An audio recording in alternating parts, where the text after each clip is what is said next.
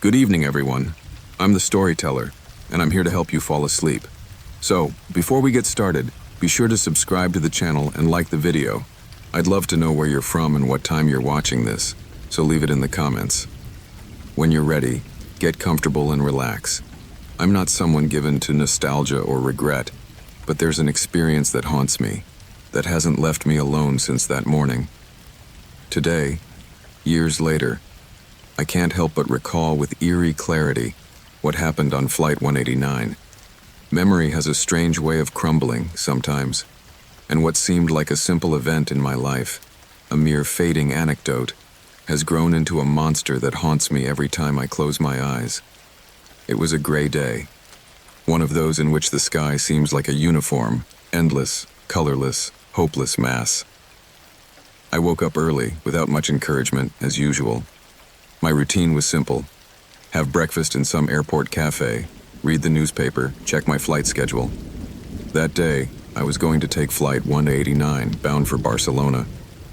A short flight, no surprises, like all the others. I settled into my seat, next to the window, as the plane began to taxi to the runway. The hum of the engines was comforting, familiar. Sometimes I wondered if I had become numb to the little emotions people experience before takeoff. I was simply observing the world from above, a distant, disinterested perspective. The first few minutes of the flight were quiet, as always. The plane climbed slowly. The clouds stretched out around us, and the city below us began to fade, shrinking to a mass of tiny buildings and winding roads. Calm, like a gentle wave, took over the atmosphere. Passengers talked in whispers. Some settled in, others fiddled with the entertainment monitors, and I, as always, was lost in the view of the clouds. But then something changed. It wasn't immediate, but I felt it in the air. A shiver ran down my back, a slight pressure in my chest, as if someone was staring. I couldn't explain why, but a strange feeling began to settle in me.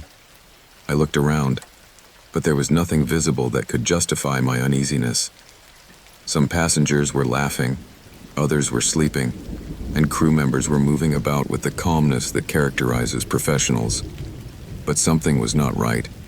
Perhaps it was the intensity of the calm, the perfection of the situation that seemed too unreal. I don't know how long it was before I saw him. A man, tall, dressed in a dark leather jacket, was walking slowly down the hallway. He was not particularly striking, but something in the way he moved, in the stiffness of his shoulders, made me feel uncomfortable. When he reached the height of my seat, I watched him out of the corner of my eye, not wanting him to notice me. He was carrying a backpack. Nothing strange about that. Everyone travels with carry-on luggage. But the backpack, the way he was holding it, seemed out of place to me. It was too tense, as if it didn't want anyone to touch it. In the distance, I could see a couple of stewardesses approaching him, trying, I guess, to offer him something, maybe a glass of water or a small service. But the man didn't look at them, didn't respond to their words. He simply continued walking, advancing toward the cockpit. His step became steadier, more determined. It was then that I understood, with frightening clarity, that something was not right. I saw him enter the cockpit. I did not dare to move, to get up from my seat, to do anything that might attract attention. The fear, at that moment, did not come in the form of panic. It was not an explosion of terror. It was more a sense of inevitability, as if everything that was happening was a logical consequence of something that was already written. It was a fate that could not be avoided. And then, the plane began to shake. It wasn't a brutal shaking, but enough for all of us inside to notice the change. A slight descent, a movement that did not belong to a normal flight. The murmurs began to grow, but it was the silence that terrified me even more. The kind of silence that precedes a storm. The flight attendants at first tried to remain calm. They asked us to fasten our seatbelts, but there was no comfort in their words, no confidence in their eyes. That's when I heard the pilot's voice over the loudspeakers. It was not a calm voice. It was agitated, tense. He was asking us to stay calm, not to make any sudden moves. Something was not right. Something had happened in the cockpit, but she didn't give details. Fear began to spread through the cabin like an invisible virus. It took over everyone, every face, every breath. I felt the air become thick, heavy, as if oxygen was scarce. Oxygen. Then the man came out of the cabin again, unhurriedly. He did not go to the back of the plane, where I suppose other passengers would have reacted, but walked steadily to the front, toward the emergency exit. No one dared to move. I didn't, nor did the others. But I saw him. I saw his face. I saw him clearly. There was something in his eyes, a gleam, a certainty, as if he had come there with a single purpose, a plan that no one could stop. I don't know how much time passed. The fear had become dense, tangible. I watched as the stewardesses moved through the aisles, but they seemed to have no authority, only nervousness. Some passengers tried to talk to them, but the answers were vague, imprecise. They didn't know what was happening. They had no control. Then the man approached the emergency door. The cockpit was already sealed. The pilot, it seemed, was being held, somehow, helplessly. I saw the man take something from his backpack. I saw it clearly. A parachute. A parachute. And it was at that moment that I understood the magnitude of what was happening. The kidnapping, if that's what it was not about money or political vindication. It was not blackmail. It was a message, a statement that only he understood. No one else understood it. We were trapped in an airspace with someone willing to do the unthinkable. The emergency door opened. The turbulence intensified. The man, with absolute calm, took a step into the void. I watched as he disappeared, as his figure vanished into nothingness, into the cold air above. It was as if he had never existed. A leap that left no trace, a flight that did not end. The chaos continued its course. The plane continued its journey, but nothing was the same. No one fully understood what had happened. Not even the authorities could explain it. The parachute was never found. The man disappeared without a trace. The records did not show his existence, his face, his identity. We passengers were questioned, but there was nothing we could provide. In the end, everything returned to normal. A failed hijacking, a story that, at some point, was buried in the police reports. What haunts me, however, is the certainty that we will never know what really happened. That the story is darker than anyone could imagine. And most disturbing of all, the man who jumped from the plane with his parachute. No one knows why he did it. No one knows who he was. No one knows why he chose that flight, that day, to carry out his strange and terrifying purpose. Since that day, I've never gone back on a plane without wondering, even for a second, if this will be the flight where something will break. Because no matter how many years go by, the truth is that I never stopped hoping that he, or someone like him, would show up again. I'm Detective Andrew, and I've always been fascinated by the idea of impossible crimes, the cases where logic seems to fall apart, but reality shows no mercy. And that case, the murder of William Granger, was one of those that left no room for easy answers. William was a wealthy man, a businessman of those who make their fortune in the shadows and who have no friends, only temporary allies. His death, which occurred in his mansion on the outskirts of the city, did not seem at first a mystery. However, everything changed when I arrived at the scene of the crime. The room where he was found was on the 3rd floor of the mansion. A luxurious room, with velvet-upholstered walls and mahogany furniture that made the place feel too big for something as small and subtle as death. The front door was locked from the inside, the windows sealed with iron shutters and, most disturbing of all, Granger's corpse, a bullet in the head, sitting in his favorite chair, his eyes wide in a shocked expression. Nothing indicated that anyone had entered or left the room. There were no footprints, no sign of a struggle. The killer, if he could be called that, seemed to have vanished into thin air.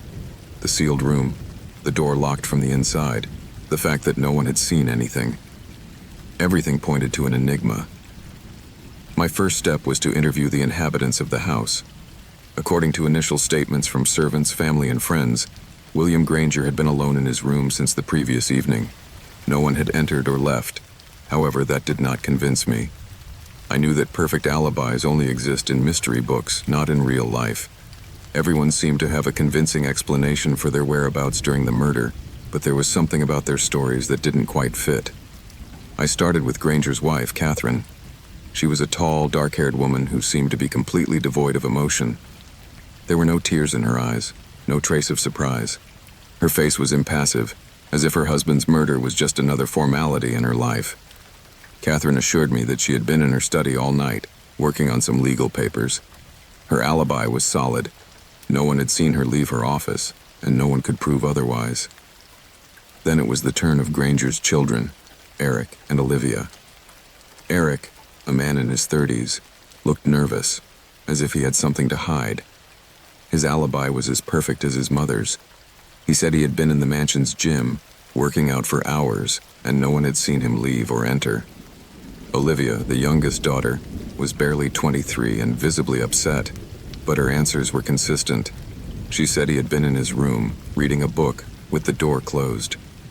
At first, Olivia's alibi seemed weak, but when I checked it further, I realized that everything lined up perfectly.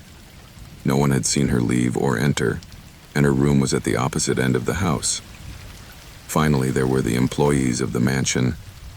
The butler, Charles, an imposing-looking middle-aged man, told me that he had been in the kitchen preparing dinner and had heard and seen nothing unusual. The housekeeper, Mrs. Hawkins, also had a solid alibi. She had been in the laundry. At first, it seemed to me that everyone had convincing stories. There were no obvious contradictions, no cracks in the alibis, but something in me told me that something wasn't right, that the truth was being hidden in a cunning and deliberate way. Days of investigation passed without me making a single step forward. The mansion was full of secrets, but no one seemed willing to open their mouths. I felt that the answer was right in front of my eyes, but I could not see what was hiding it. The locked room, the corpse with no signs of a struggle, the perfect alibis. It was like an impossible puzzle to solve. It was then that a detail caught my attention. There was something strange about the clock in Granger's room. The grandfather clock, a fancy object inlaid with gold, was stopped at 3:17 a.m., just the time the coroner had estimated Granger's death. What struck me as curious was that the clock had been stopped manually, not by the normal mechanism. It was as if someone had paused time, as if the killer had wanted the clock to mark that exact moment. I began to think about the nature of the crime. What kind of killer would have absolute control over such a perfect scene? Who could kill a man, lock the door from the inside, and disappear without a trace? It was then that the darkest idea hit me. Maybe the killer had never left the room. Maybe, and just maybe, he had never been out of it. I studied the room again closely. The chair where Granger was sitting was perfectly positioned in front of the desk, with a clear view toward the closed door.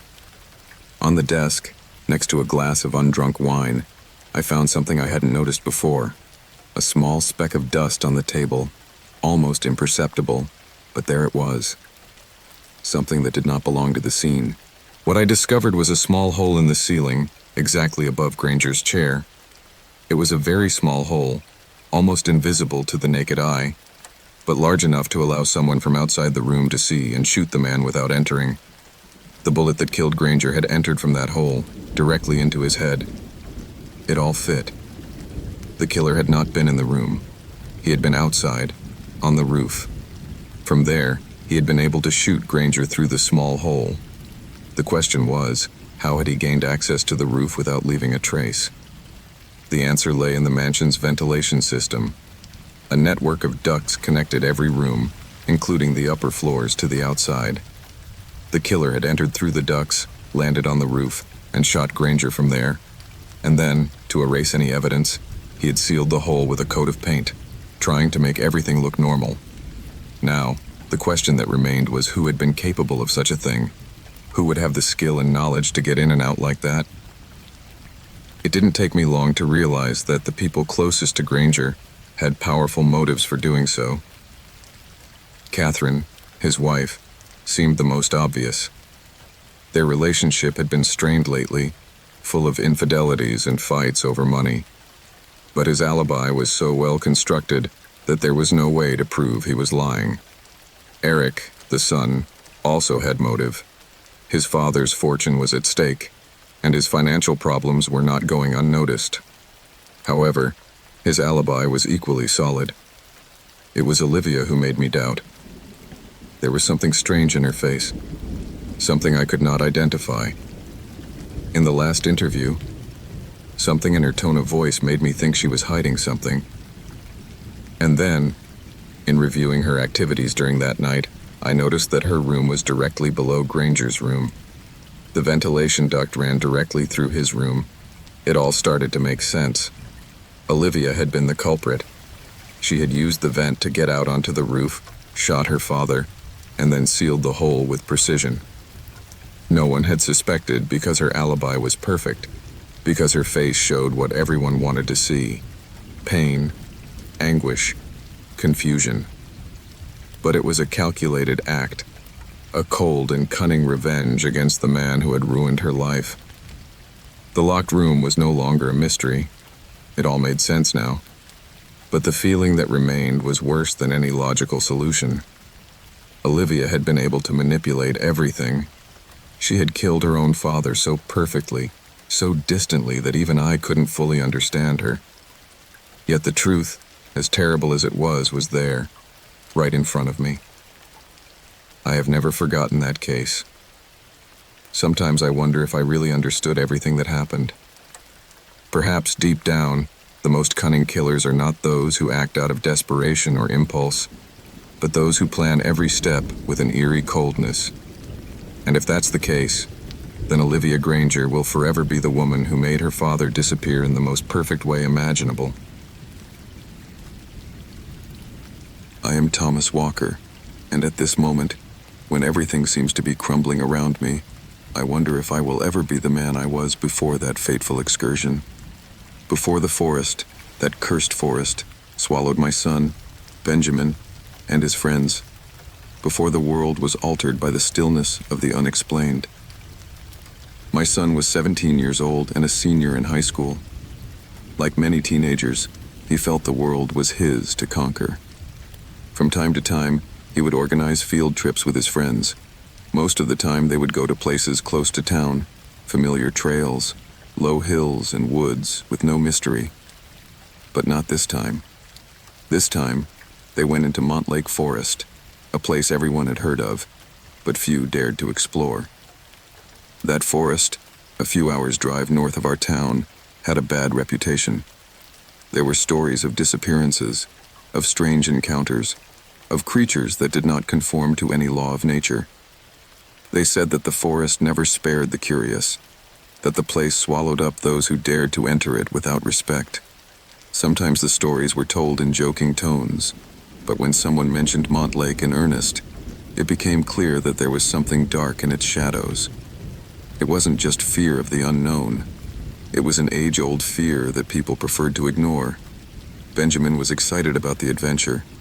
I had told him about the legends that swirled around the forest, but he didn't seem concerned. He told me it was just an old story, a tale that people had exaggerated over time. I watched him leave with his friends on the morning of October 10th, laughing, carrying backpacks full of food and gear, with a promise to return at sunset. I was proud of him, if a little worried about what I had heard about the place. Still, I was confident that all would be well. The call came at 4 o'clock in the afternoon, a few hours after they had entered the forest.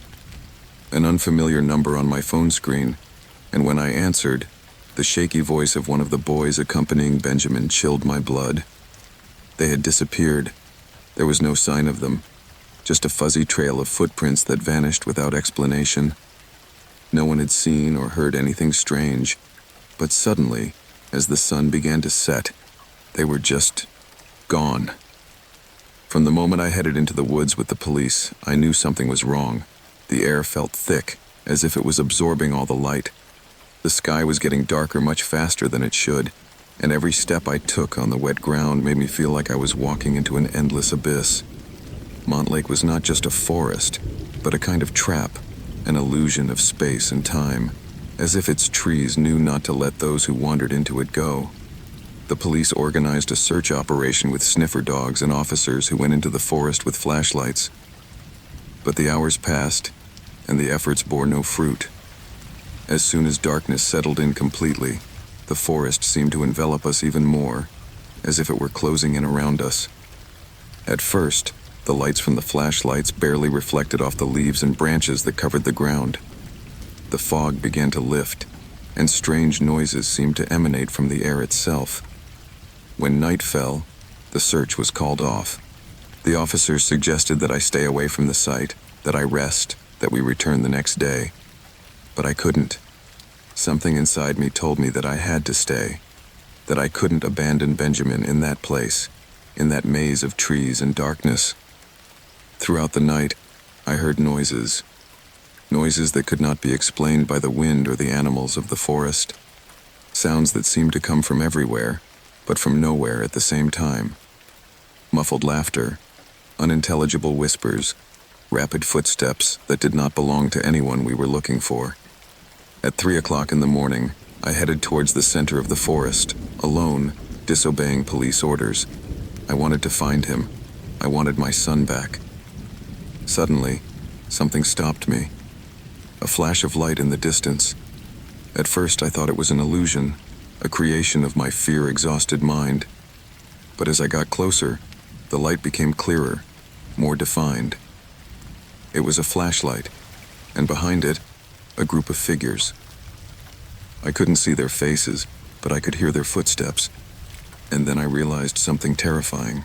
The figures were not moving forward, but moving slowly backwards, as if they were moving backwards instead of forwards. The trees seemed to make room for them, opening up before them. A cold sweat broke out on my back. I couldn't breathe. And in that instant, something made me look at the ground. The tracks I'd been following, the tracks of the missing boys, had become erratic, as if they were being erased little by little, without anything touching them. I looked back, and the path I had followed no longer existed. The forest seemed to have shifted, silently reorganized. I don't know how long I stood there, staring at those moving shadows, unable to understand what was happening. It was then that I saw him. Not my son, not his friends, but something much darker. Something that glided through the trees with eerie agility. A body, or something like a body, covered in a layer of mist, not walking, but floating, as if it were a projection of a strange being. The trees bent under its weight, and the air became thick, heavy, with a metallic taste in my mouth. Without knowing why, I began to run. I ran as if my life depended on it. My legs were unresponsive. My mind was foggy. I just wanted to escape that feeling that something was watching me, that something was chasing me. The fog grew thicker. The shadows seemed to lengthen as I ran aimlessly. I felt the pain in my lungs, the despair as I saw the forest closing in before me, as if there had never been a way out. I don't remember how long it was before I passed out. I awoke at dawn in a clearing in the forest. My face was covered with dirt and sweat, and the sound of the wind seemed like a distant melody. I looked around me, but there was no sign of the others, the missing boys, or my son. The forest seemed to have regained its silence, as if nothing had ever happened. But I knew that something had changed, that what I had seen the night before was not an illusion. Montlake Forest had claimed Benjamin and his friends, and there would be no more answers. The days that followed were a whirlwind of interviews, additional searches, and promises from the police that they would do everything they could. But there was no progress. No one else saw what I had seen. No one else felt what I felt. The searches ceased after a week with no results, and the case was shelved as an unsolved mystery. The forest fell silent, but I could not leave it behind. I returned to Montlake Forest again and again, always searching for something that might explain what happened. Sometimes, I would go deep into its density, looking for any clue, any trace of my son. Other times, I would simply stand on the shore, watching the horizon, hoping to see some sign that would bring Benjamin back to me. He never returned, and as time passed and the seasons changed, the forest remained there, unchanging, waiting patiently for someone else to dare to enter. I don't know if I will ever find answers, if the truth behind Montlake's disappearances will ever be revealed. But I know one thing for sure. Something is hiding in that forest, something that cannot be explained. My name is Victor Hale, and if you're listening to this, it's because I'm out of time. There is no turning back. The faces of those I met, the places I went, the decisions I made, everything is blurred, as if I never existed. I am a man caught between two worlds, condemned to lie. I was from the beginning. And now that everything is falling apart, the shadows are closing in with terrifying speed. Somehow, I always knew it would end this way. I never imagined that my life, once so simple and straightforward, would become a labyrinth of deceit, betrayal, and masks. What I regret most is that, in the end, the only truth I am left with is that no one is who they appear to be, and neither am I. I started in the agency, of course, but I never knew at what point the loyalty contract went south. The National Intelligence Service, CN, was my life, my career, my pride. I, Victor Hale, a young analyst who climbed rung after rung, always convinced that I was fighting for something noble, for the security of the nation, for a better future for all. But sometimes reality is not as clear as the black and white we are sold. Sometimes gray is all you see when you look in the mirror. My first major assignment came when I was sent to infiltrate an extremist group operating out of the shadows. Operation Phoenix. The objective was clear: to obtain information about terrorist activities in the country and dismantle their cells before they could strike. For that, they needed someone who didn't stand out, someone who could move in the shadows without arousing suspicion. It wasn't the most glamorous job, but it made sense. He had the right profile. An office type who went unnoticed, discreet, with the ability to think like them without being seen. As soon as I reached the contact area, I was plunged into darkness. I remember the feeling of being just another shadow among the shadows. The first contact was with a man named Elijah Marks, the leader of a group calling themselves the Red Guard. No one knew much about them, but their operations were meticulously planned, and worst of all, their network was huge. There was something unsettling about Elijah. He was a man of captivating presence, with a sharp mind and an ability to manipulate people like few others I had ever met. For some reason, I trusted him, or rather, he trusted me. But little did I know that, at the same time I was infiltrating his group, I had also been offered a much more lucrative contract. That was the trap I fell into. In the same week that I began my mission under the agency's banner, a call from an unknown source offered me a deal. To work for a rival group, a terrorist faction even more dangerous than the one I had begun to infiltrate. The Dark Alliance was their name, and while their power was even more clandestine, their reach was far greater. At first, I rejected it. I wasn't willing to betray the agency. I didn't want to get blood on my hands beyond what I was already doing. But the offer was too tempting, and I soon realized there was something else at stake. Elijah Marks, the man I trusted, and who seemed to have so many answers, was in fact linked to the Dark Alliance. The web that was woven between them was wider than I had ever imagined. I found myself caught between two worlds, unable to leave either of them. My loyalties were divided between the two sides, and although at first I tried to play the double game, I soon realized that the rules of the game were not the same for both. No one was telling me the truth, neither the agency nor the Dark Alliance. It was all a facade of crossed interests. It was as if both sides considered me a pawn on a chessboard where I myself did not understand the moves. Months passed and the missions became more and more dangerous. My identity was becoming diluted, as if I were living in a spy movie. False identities, secret contacts, covert operations. It was a sea of lies interspersed with one another, and I was sinking deeper and deeper into the abyss. I could never understand how far I had lost my way. The truth was that for all intents and purposes, I no longer knew who I was. If I was working for the agency, I was working for the Dark Alliance. If I was working for the Dark Alliance, I was working for the agency. In the end, it all came down to a simple dilemma. Who was using whom? Was I the agent manipulating the forces behind both sides? Or was I just another puppet, a man caught in his own web? The tension came to a head one cold November night. I had been gathering information for the agency for weeks, trying to gain access to Dark Alliance files, when I discovered something that would change everything. The Dark Alliance had knowledge of a secret agency operation, an operation involving key political leaders and intelligence operatives around the world. If the information got into the wrong hands, it would mean the total collapse of the world order. I couldn't let that happen, but at the same time, I couldn't stop thinking about Elijah. In his enigmatic smile, in his eyes that seemed to read my soul, something told me that he also knew more than he showed, that the truth, the real truth, was only understood by those who were closest to the darkness. The night it all blew up, I felt I could no longer hold both sides of the game. I knew the hourglass was running out. I knew someone had to go down. When I received the agency's order to eliminate Elijah Marks, I knew I had to make a choice. I had to choose, although in reality, I had never really stopped being a part of both worlds. I decided to act, and I did so with the precision of a man who no longer feels anything.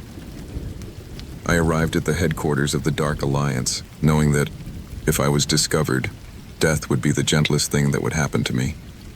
Elijah was waiting for me. I knew he would come. His face was no longer one of trust. No more smiles, no more warm words. Just a cold acceptance of the inevitable. He too had been part of this game from the beginning. I knew that someday we would face each other. But when I raised my gun, something happened. I saw the reflection of my own face in his gaze. I saw my soul divided, my conscience broken. It was as if Elijah had been waiting for this moment forever, as if it had been a matter of time before the truth was revealed. The shot didn't go off. Instead, I felt something inside me shatter completely. Memories, lies, faces, everything jumbled together in a whirlwind of confusion. Fear gripped me, the anguish of being found out, the certainty that the end was near. Then, in a last desperate attempt to escape the truth, I realized something I had never understood. The two sides, the agency and the Dark Alliance, never cared about me. I was nothing more than a pawn in an endless war. A man caught between two reflections of the same thing. The truth doesn't matter when everything is based on deception. My loyalty meant nothing anymore. That night, when it was all over, I ran away. I no longer had a side to return to. I no longer had a place to call home. What was once my life no longer existed. And now, as I write these words, the only thing I know for certain is that my fate is sealed. The reflection of betrayal haunts me, and I know that the price of having played two-faced is higher than I can pay. My name is Luke Thompson. 3 weeks ago, I was stuck on the mountain. It wasn't the kind of experience you brag about. It wasn't an accomplishment, nor was it a feat to hang in a painting. What happened to me was closer to a doom, a miscalculation that brought me to death's very door. But I survived, and there's not a day since then that I don't wonder how I made it. If I think about it, my biggest mistake was underestimating the mountain. It all started as a normal expedition. The idea was to climb Crystal Peak, one of the most challenging peaks in the Adirondack Mountains. It was not a legendary mountain like Everest, or as feared as K2, but it was a challenge for me. I had trained for months, studied the route, checked the equipment. It was something I had to do for myself, a personal challenge. The first part of the climb was easy. The snow was firm and the weather, though cold, was bearable. The wind was calm and the sky was clear, as if the mountain was inviting me to climb. I arrived at the base early in the morning, with all my gear well prepared, my backpack heavy but balanced. I felt the energy that only a climber knows when a great ascent is about to begin. I remember the air in the first hours of the climb, that pure, clean air that cut like knives. At first, the rocks were easy to climb, with small cracks where I could place my ice axes and crampons. Everything seemed to fit perfectly. The route was challenging, but nothing I couldn't handle. All I could think about was the summit, what I would feel when I reached the end of the route. But as always happens in the mountains, the weather changed quickly. Halfway up, the fog began to descend, enveloping everything in a thick layer of white. The wind picked up with a fury I hadn't anticipated. In a matter of minutes, what seemed like a perfect day turned into a snowstorm. My eyes were blurred with the storm, and visibility was almost zero. Every step I took became more unsure, but the thought of continuing upward kept me steady. I didn't want to give up. It was that moment of stubbornness that doomed me. The storm began to rage more violently, and the tracks in the snow were being erased as fast as I left them. I knew that backtracking was the sensible thing to do, but the summit was near. I thought I could get there before the storm got out of control. That was my second big wrong decision. I didn't see the rock slide coming toward me until it was too late. A large boulder, more than should have been there, hit me in the right leg as I was ascending a narrow ridge. I fell backwards, but managed to cling to a ledge. The pain in my leg was immediate and sharp. I looked down and saw that my gear had scattered across the snow, far out of my reach. But worst of all was the blow to my head. It made me see stars and plunged me into a state of semi-consciousness. By the time I came to my senses, the storm had completely engulfed me, and I didn't know if it was day or night. I knew I couldn't stay there. My leg was broken, but I still had enough strength to crawl to a makeshift shelter, a small ledge in the rock. I was all alone. I couldn't hear or see anything. The mountain had gone deaf and dumb under the weight of the storm, and it was there, huddled in that corner, that the reality of my situation hit me hard. I had no water. I had no food. My phone had no signal. And worst of all, there was no shelter in sight. Hours passed, then days. The storm didn't let up. I stayed there, trapped. Every time I tried to move, the pain in my leg stopped me, and the wind blew harder. In those moments of agony, I realized how insignificant I was, how the mountain was so much bigger than me. Everything I had learned as a climber, everything I thought I knew, crumbled. What good is knowing how to climb if the mountain decides there is no salvation today? When hunger began to strike hard, I knew I had to do something. I knew the chances of being rescued in the middle of the storm were almost nil. But I still had something, my survival kit. I pulled out the few energy bars I had left and tried to heat the melted water with what little fire I could make. But the fire didn't last. The snow was blowing everywhere. The wind was blowing everything out. No matter what I tried, my mind, trapped in despair, began to play tricks on me. The hours stretched into days. I wasn't sure how many I had spent there. Sometimes the cold made me feel like I was completely alone, cut off from the world, as if the rest of humanity had disappeared. But in those moments of delirium, I began to hear things. Sounds that I could not identify, like someone walking in the snow. At first I dismissed them as the product of exhaustion, but the feeling of being watched intensified. Fear took hold of me. The mountain, which had once been a friend, now felt like a beast waiting to devour me. In my darkest moments, I felt not only the cold threatening me, but something else. Something lurking in the darkness, watching me from the shadows of the storm. That unexplainable, invisible presence that I couldn't get out of my head. I remember one night when the wind had died down a bit and the snow had fallen more slowly. I crawled to the edge of the makeshift shelter, moving with difficulty because of my broken leg. The landscape around me was covered in a blanket of white, everything the same, all silent. And then, I saw something in the distance. It was a shadow, far away, at the foot of one of the rocks. I couldn't make it out clearly, but it was there. It was looking in my direction. Panic paralyzed me. I wasn't sure if what I saw was real or part of my mind on the verge of collapse, but that shadow was moving, and I couldn't take my eyes off it. It wasn't human. I knew that. Somehow, I knew that. I don't know how long I stood there watching. What I do know is that fear drove me to stand completely still, waiting for the storm to swallow me up before that thing got to me. Finally, my eyes closed, and I drifted into a deep sleep, as if exhaustion had done what the mind didn't want to do: give up. When I awoke, the storm was no longer raging as before. The wind was just a whisper, and the snow had calmed down. But my leg was still broken, and my strength was still at its limit. However, at least the feeling of that presence was gone. I no longer felt that someone was watching me. Or maybe I had stopped caring. I just knew that somehow, the mountain had let me live another day. Rescue came 2 days later, although I don't know how they managed to find me. Maybe the weather had given me a break, or maybe someone somewhere in the world, for some inexplicable reason, had decided that I was still to be saved. I don't know what motivated them to keep looking for me, but I saw them at last, in the fog, like ghostly figures approaching.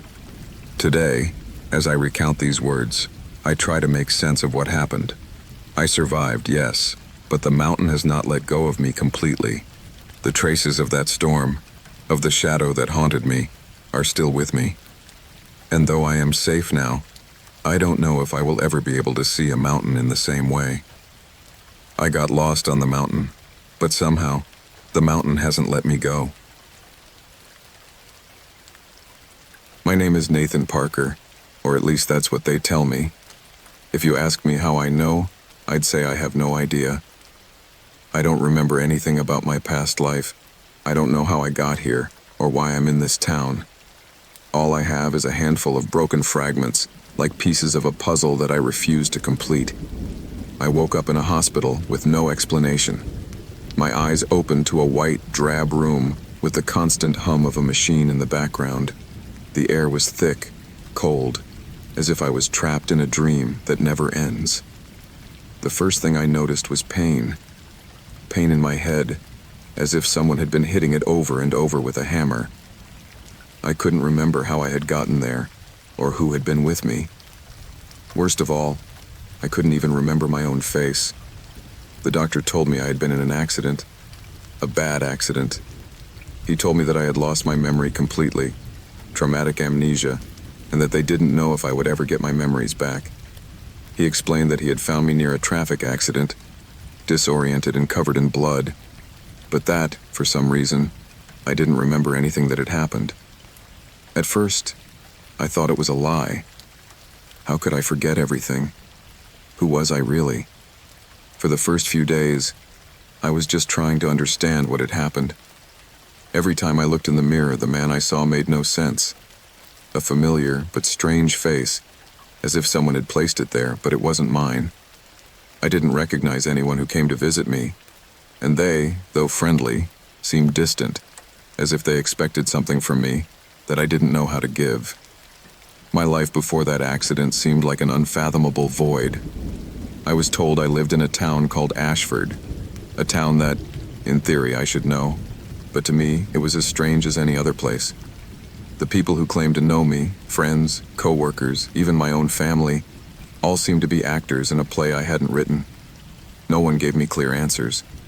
No one knew how I had gotten there or exactly what had happened. Every time I asked, the answers were vague, incomplete. Therapy began soon after I was discharged. I worked with psychologists, trying to piece together what I had lost. I told them about the fragments, the memories that came back to me at odd times.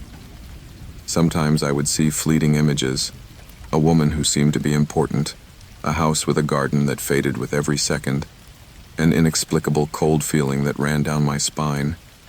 They were just flashes, as if my mind was trying to make me remember something vital, something that had been torn away from me, but that I could not find. Time passed and my memories remained fragmented, incomplete, and my life became a routine of mental exercises, trying to put the pieces of the puzzle together, but the past remained elusive, like a shadow that did not want to be caught. My mind would not let me access that part of my life, and every time I tried, I felt emptier.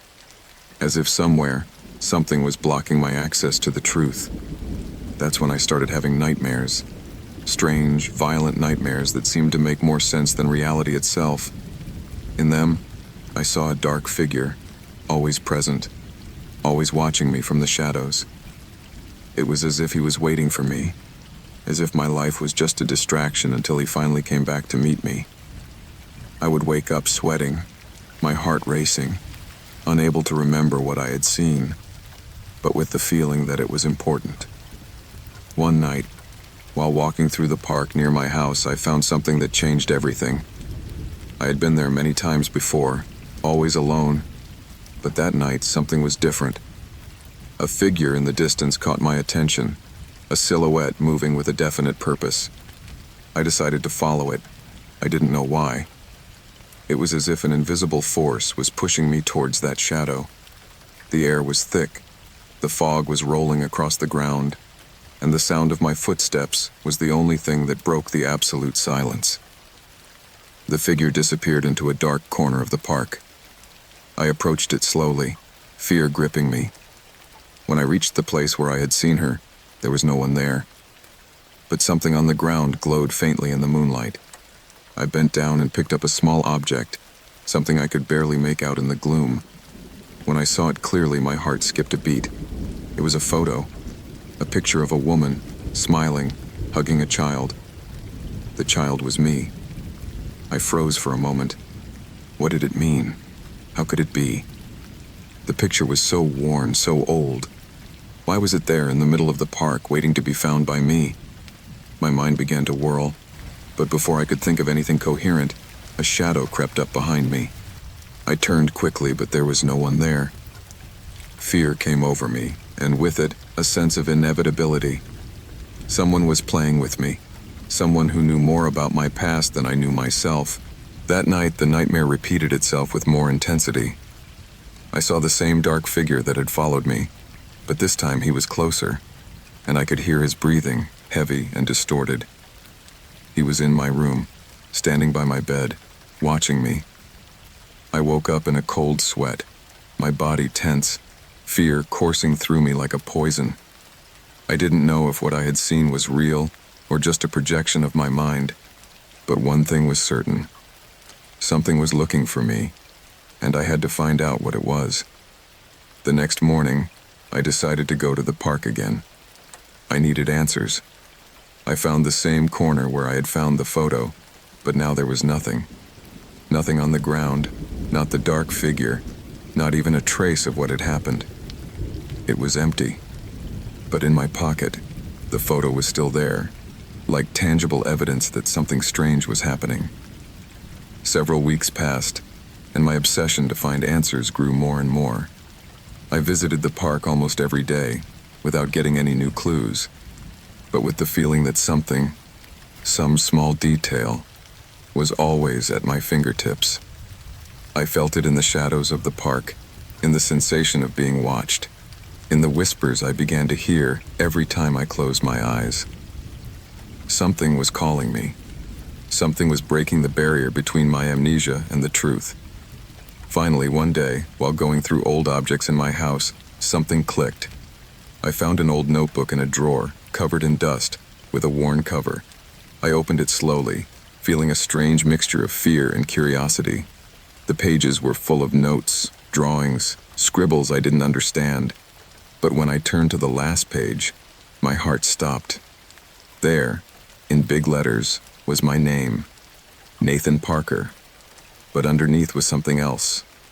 The Immerse Project. I didn't know what it meant, but something about that word made me shudder. Somehow, I knew that the answer to everything I had been searching for was there. The Immerse Project. That was what had shaped my life before the amnesia. Something to do with my past, with a purpose, with the figure that haunted me in my nightmares. And as if the universe had been waiting for this moment, a new fragment of my memory slowly peeled out of the fog. I remember now. I was involved in something. An experiment. A secret project. But I don't know what went wrong. All I know is that I am now searching for my own past, while the shadow continues to lurk. waiting for me to finally figure it all out. Maybe in the end, what I found was not just a memory, but the truth behind my amnesia. I'm Jack Callahan, and my life stopped the moment my son, Thomas, disappeared at sea. I was only 14 years old when it all happened, and since then, the weight of that absence has marked me with a darkness that not even the brightest sun can dispel. I remember as if it were yesterday, the sound of the storm and the crashing of the waves hitting the hull of the ship. I remember the anguish on the faces of the other crew members as the storm swept over us. But most of all, I will never forget the moment I looked out to sea and did not see my son return. My story is not that of an ordinary man. I was born in a coastal town, and the sea has always been part of my life. My father was a sailor before me, and while I was not surprised that my son would follow in the same footsteps, the tragedy I experienced surpassed anything I could have imagined. Despite the warnings of those who said that the sea is unforgiving, I found myself again and again under the illusion that everything was under control. After all, we had sailed many waters together, and the ocean seemed like an old friend. But that day, that friendship was broken. It had been one of those calm afternoons, the kind that seemed to foretell something terrible. The sky remained clear, but the wind began to blow harder than usual.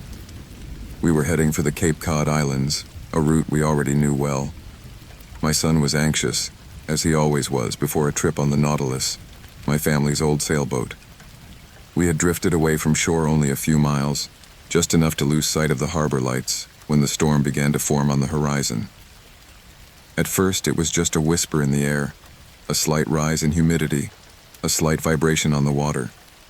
But within minutes, the wind changed abruptly, and the waves began to rise with a force we had never witnessed before. I still remember the roar of the storm as it burst over us, as if the sea had suddenly risen with an ancient fury, a reminder of how insignificant we were in the face of its immensity.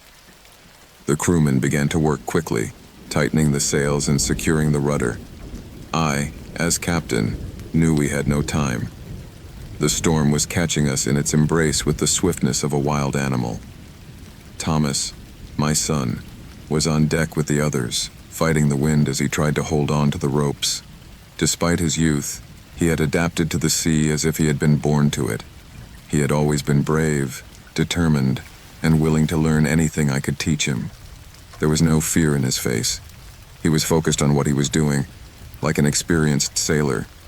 But this storm was different. The sea seemed to rage with an inexplicable fury, as if it wanted to swallow everything in its path. Suddenly, the sight of the ocean became surreal. The waves were not only hitting the hull hard, but seemed to rise from the depths, huge and dark, like mountains of water ready to devour the entire ship. Lightning illuminated the sky, making the sea reflect a grayish, eerie light, as if the ocean itself was burning in an invisible flame. It was at that instant that I saw something I will never forget. Thomas, despite his efforts to hold on, was knocked off his feet by a wave that rose unexpectedly.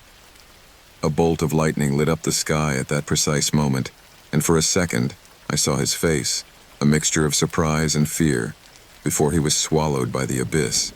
I screamed his name, but the roar of the storm drowned me out. No one could see where he had gone. No one could do anything to stop him. The sea had taken what I loved most. I couldn't even get close to the area where I had fallen. The waves were pounding with such force that I was pushed back, as if the ocean itself was protecting its prey. In a matter of minutes, what had been a place full of activity and chaos was transformed into a scene of desolation. The crew tried to search for him, but the wind and rain blinded our vision. There was no way of knowing where he had gone, or if he had even survived the impact with the water. But the truth was, despite our best efforts, there was nothing left. The sea left no trace. Hours passed, and the storm finally subsided, but the damage was done. We stood there, drifting, searching for a son, a friend, a brother, and all that the sea had left behind was silence. When we returned to land, there was no sign of Thomas. The search continued for days, weeks even, but as everyone knows, the sea is a merciless monster. Witnesses to the storm said they had never seen anything like it before. No one could explain why the storm had raged in such a way. No one could give me an answer as to what had happened to my son. The Coast Guard officers insisted that he had fallen into the water and that, with the conditions he was in, there was no hope that he would have survived. But I could not accept it. I couldn't imagine that my son was gone forever without a trace. I could not surrender to the idea that the sea, with all its force and mystery, had taken him away. It was not possible. Not for Thomas. Every night when the full moon lit up the horizon, I found myself standing on the harbor, looking out to sea, hoping that at some point the water would return my son to me. The days passed, but the pain was still intact. In the first few weeks, people offered me comfort. They told me that life must go on, that there was nothing else to do, that the sea was unpredictable. But no one understood what I was feeling. No one understood that my son was not just another victim of the ocean's fury. He was not just another part of wild nature. He was mine, and the sea had no right to take him away from me like that. It was during one of my waking nights, when despair was already consuming me, that something strange happened. I was standing on the pier, watching the horizon line, when I saw a figure in the distance. At first, I thought it was just a trick of my mind, that lack of sleep had played a trick on me. But no, the figure was there, on the waters, almost floating. I approached it slowly, not knowing if what I saw was real. As I got closer, the figure became clearer. It was a man, or at least, it looked like one. He had the silhouette of a sailor, dressed in old-fashioned clothes, like the ones sailors of centuries ago used to wear. His face was dark, impenetrable, but there was something about his presence that shook me. I stopped before reaching him. My instinct told me that I shouldn't come any closer, but my mind pushed me to follow. The figure began to move towards the sea, and without knowing why, I felt compelled to follow. The wind blew again, and the sea, which until then had been calm, began to stir again. In the blink of an eye, the figure disappeared into the waves, as if it had never been there. I stood there for hours, staring at the ocean, feeling something calling to me from its depths. The cold began to seep into my bones, but my mind was beyond the cold, beyond the pain. At that moment, I knew that the sea had claimed my son, but not in the way I had been told. It wasn't just an accident. It was not a fluke. The sea had taken him for a reason, and there was something else, something beyond what the eyes could see. From that night on, something changed in me. The sea was not just a place that had torn my son away from me. It was a strange territory, a living thing with its own will, and my son had been a part of its game, a sacrificed piece in something much bigger. I no longer looked to science or Coast Guard reports for answers. I no longer tried to understand. I knew that my son was trapped in some corner of the ocean, and that sooner or later, I too would be part of that eternal current. And so, here I am, staring into the dark waters, waiting for Thomas's return. But I know that, like him, I will never be the same. My name is Ethan Cole. I'm a communications engineer, specializing in radio astronomy. Most people around me see my work as fascinating, but the truth is that all that stopped mattering to me when I received that signal. What began as a simple anomaly at a radio station in a remote corner of Nevada ended up changing my life forever. For more than a decade, I had been analyzing signals from deep space. I wasn't looking for alien messages or crazy theories about extraterrestrial life, but rather observing, measuring, and deciphering the radio emissions that traversed the vast void. It was all destined to be boring, technical work, the same peaks and valleys in the graphs, the same regular waves. But something changed one winter night, a night I will never forget. The station observatory is isolated, surrounded by a sea of desert, the vastness of nothingness. Here the silence is absolute, interrupted only by the constant murmur of the equipment processing the signals. It is a perfect place to work, far from the interference of modern life. No one came by purely by chance. Only true enthusiasts like me found a reason to be in that forgotten corner of the planet.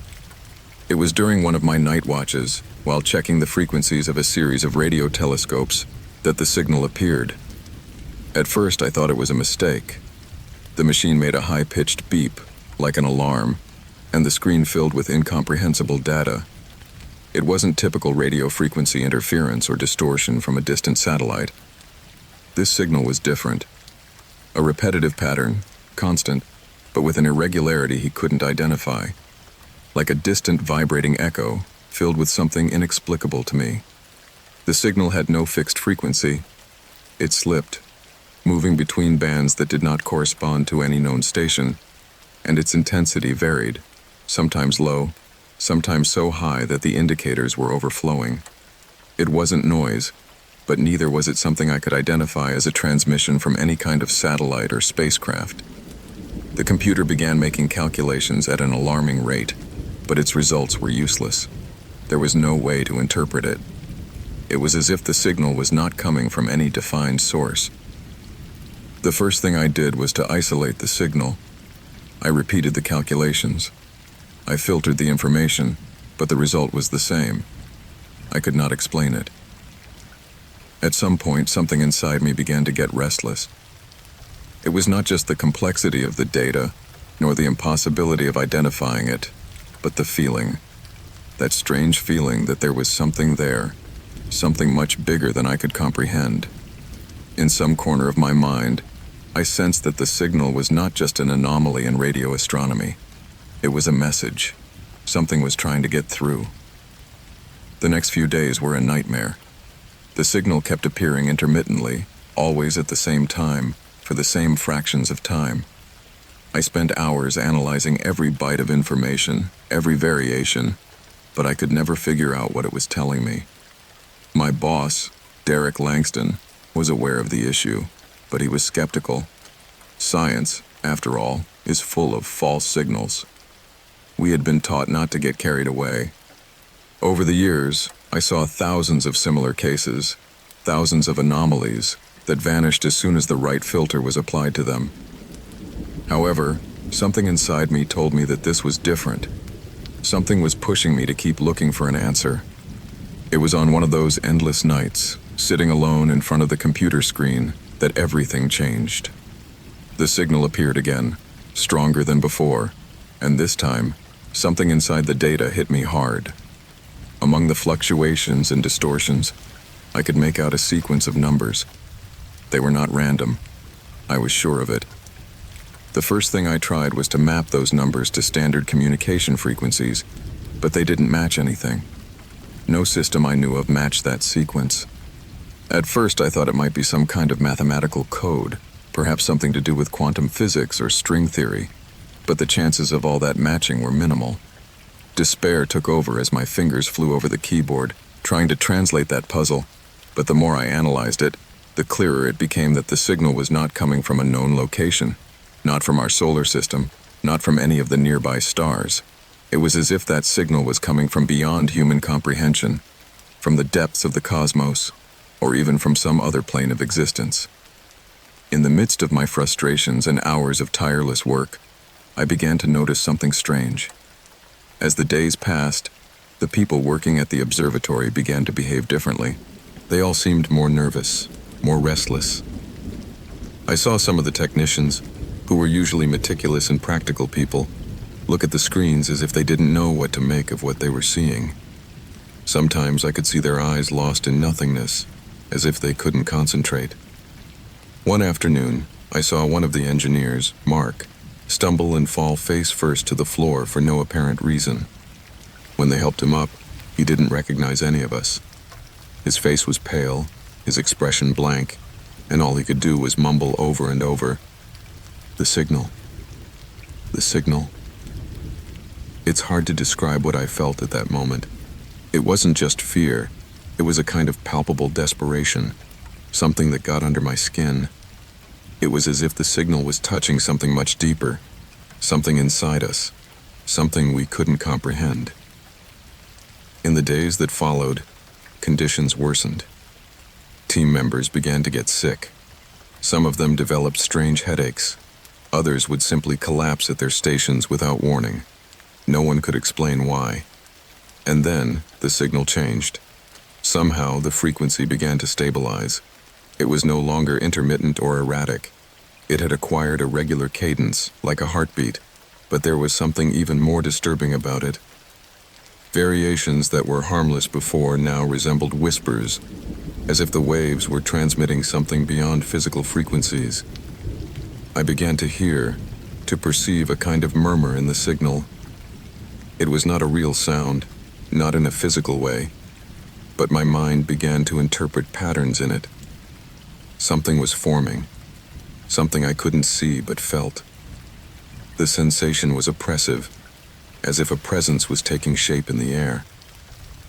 Soon after, the lights in the observatory began to flicker. The power failed in several sectors. And worst of all, the signal, that constant that had dominated my life for the past few days, intensified.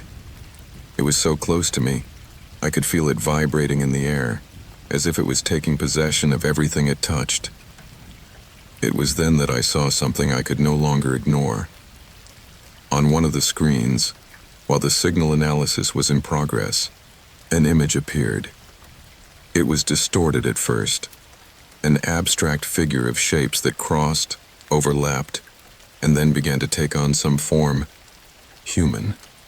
A face, or something that looked like a face, was slowly drawn on the screen. The image was blurry, but clear enough to understand that it was not a montage or an error in the graphics. It was something else, something that came from a place that was not on Earth, something that could not be explained by any known concept. It was then that voices began to fill the air. They were not human voices, but they sounded as if they were. They were whispers, creeping through the station, creeping under the closed door of my office, filling the empty hallways, penetrating my mind in a way I couldn't resist. I didn't know if I was dreaming, or if the signal had really managed to break through the barrier between the physical and the intangible. The murmurs continued, and then, suddenly, I understood what they were saying. We are already here. Fear, a primal feeling, enveloped me, and I knew, with absolute certainty, that what had begun as a simple anomaly in space was not just a message. It was a call. And somehow, something that shouldn't be here, something from beyond the stars, had found its way to us. The signal was still on the screen, but I could no longer watch. My mind had been overcome, and in the depths of my being, I understood that the answers I had been seeking were never to be found. My name is Jack Harris. I work at Corbin Tech, one of the largest companies in the country, specializing in advanced technologies. I never imagined that a simple miscalculation would become the catalyst for a conspiracy that would endanger not only my career, but my life. At first, my job was relatively simple. I was in charge of quality testing of new products, which was routine for an engineer like me. I was in the software testing department, specifically in the validation of new operating systems for the devices the company produced. If something went wrong, we reported it to the engineers, and they corrected the bugs. Everything was mechanized, efficient, and uncomplicated. But that changed when I was assigned to a new project, the D5 device. It was a revolutionary device, a device that was touted as Corbin Tech's next big innovation. No one in the company could stop the excitement surrounding it. The hype was already in place, the government contracts were signed, and the company had already invested millions in its production. At first, I had no reason to doubt the quality of the device. Internal reports indicated that the product had passed all the standard tests and was ready to be launched on the global market. But as part of my job, I had to perform some additional routine tests. During one of those tests, something strange happened. It was a standard security test. I was running the protection software to ensure that the device was resistant to potential hacks. At first, I didn't detect anything out of the ordinary. However, something in the results caught my attention. There was an anomaly in the data. It was not a flaw in the code, but something deeper, something I could not identify with conventional methods. I decided to do a deeper analysis. The anomaly seemed to be related to a failure in the device's internal storage system, but the strange thing was that this failure did not manifest itself immediately. It only occurred after several hours of continuous use. Intrigued, I began to investigate further. I spent entire nights searching for patterns, looking for any bugs that might have been ignored. Finally, I found it. It was a defect in the device's memory that could cause the circuitry to overheat, which, in a worst-case scenario, could lead to an explosion, or, at the very least, a massive system failure. But it wasn't just that. What was more disturbing was what I found in the previous reports. That defect had been identified before my intervention, but there was no mention of it in the documents. The word defect had been carefully removed from all the reports. It was clear that something was wrong. If the defect had already been identified, why hadn't management been informed? Why was the company going ahead with production of the device without resolving the problem? I decided to go further. I could no longer ignore what I had discovered, so I accessed the company's internal system to review the D5's oldest records. What I found chilled my blood.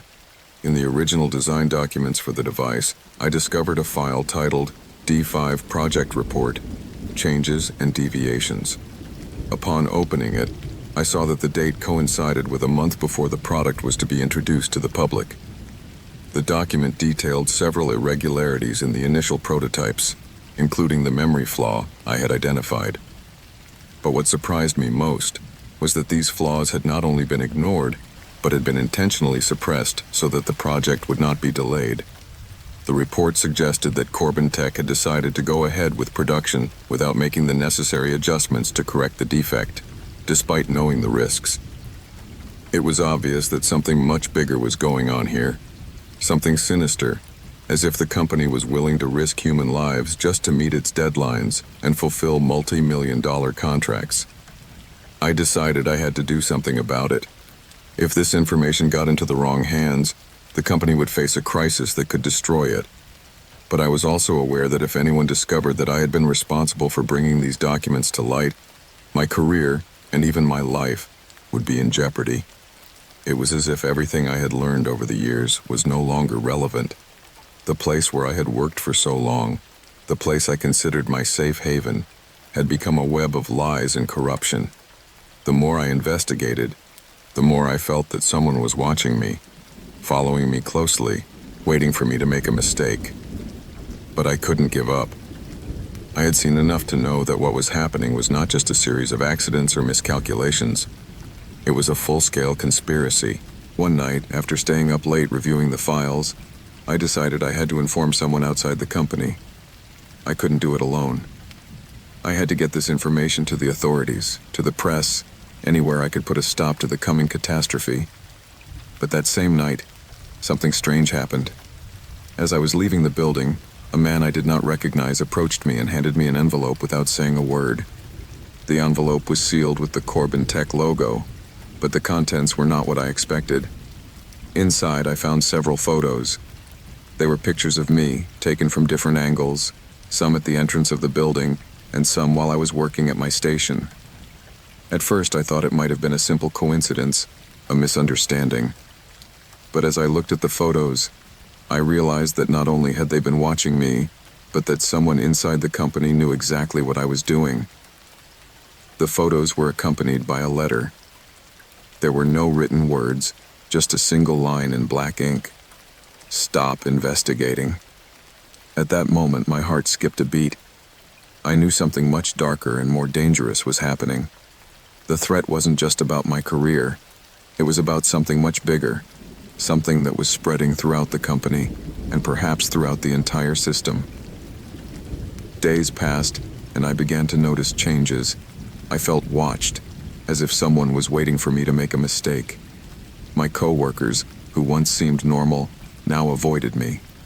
They wouldn't look me in the eye, and when I thought they were talking to me about something trivial, I could see in their faces that something wasn't right. Paranoia began to creep up on me. I couldn't trust anyone. No one knew who I could trust. One night, After a long day at work, I decided to confront one of the managers who was involved in the project.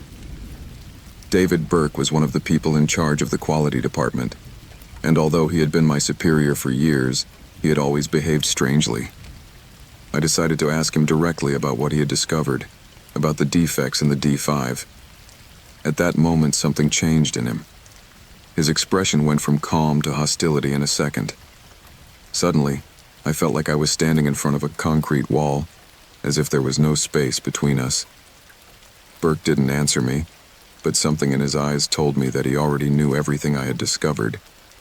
Before I could react, he told me that he would stop being so curious if he knew what was best for me. At that moment, I understood that my life was in danger. The company was willing to do anything to protect its secret. It was that very night that I made the decision that would change everything. I knew I had to go beyond the documents and the evidence. If I didn't do something now, the damage would be irreparable. But as I prepared to leave the building with all the information I had collected, something happened.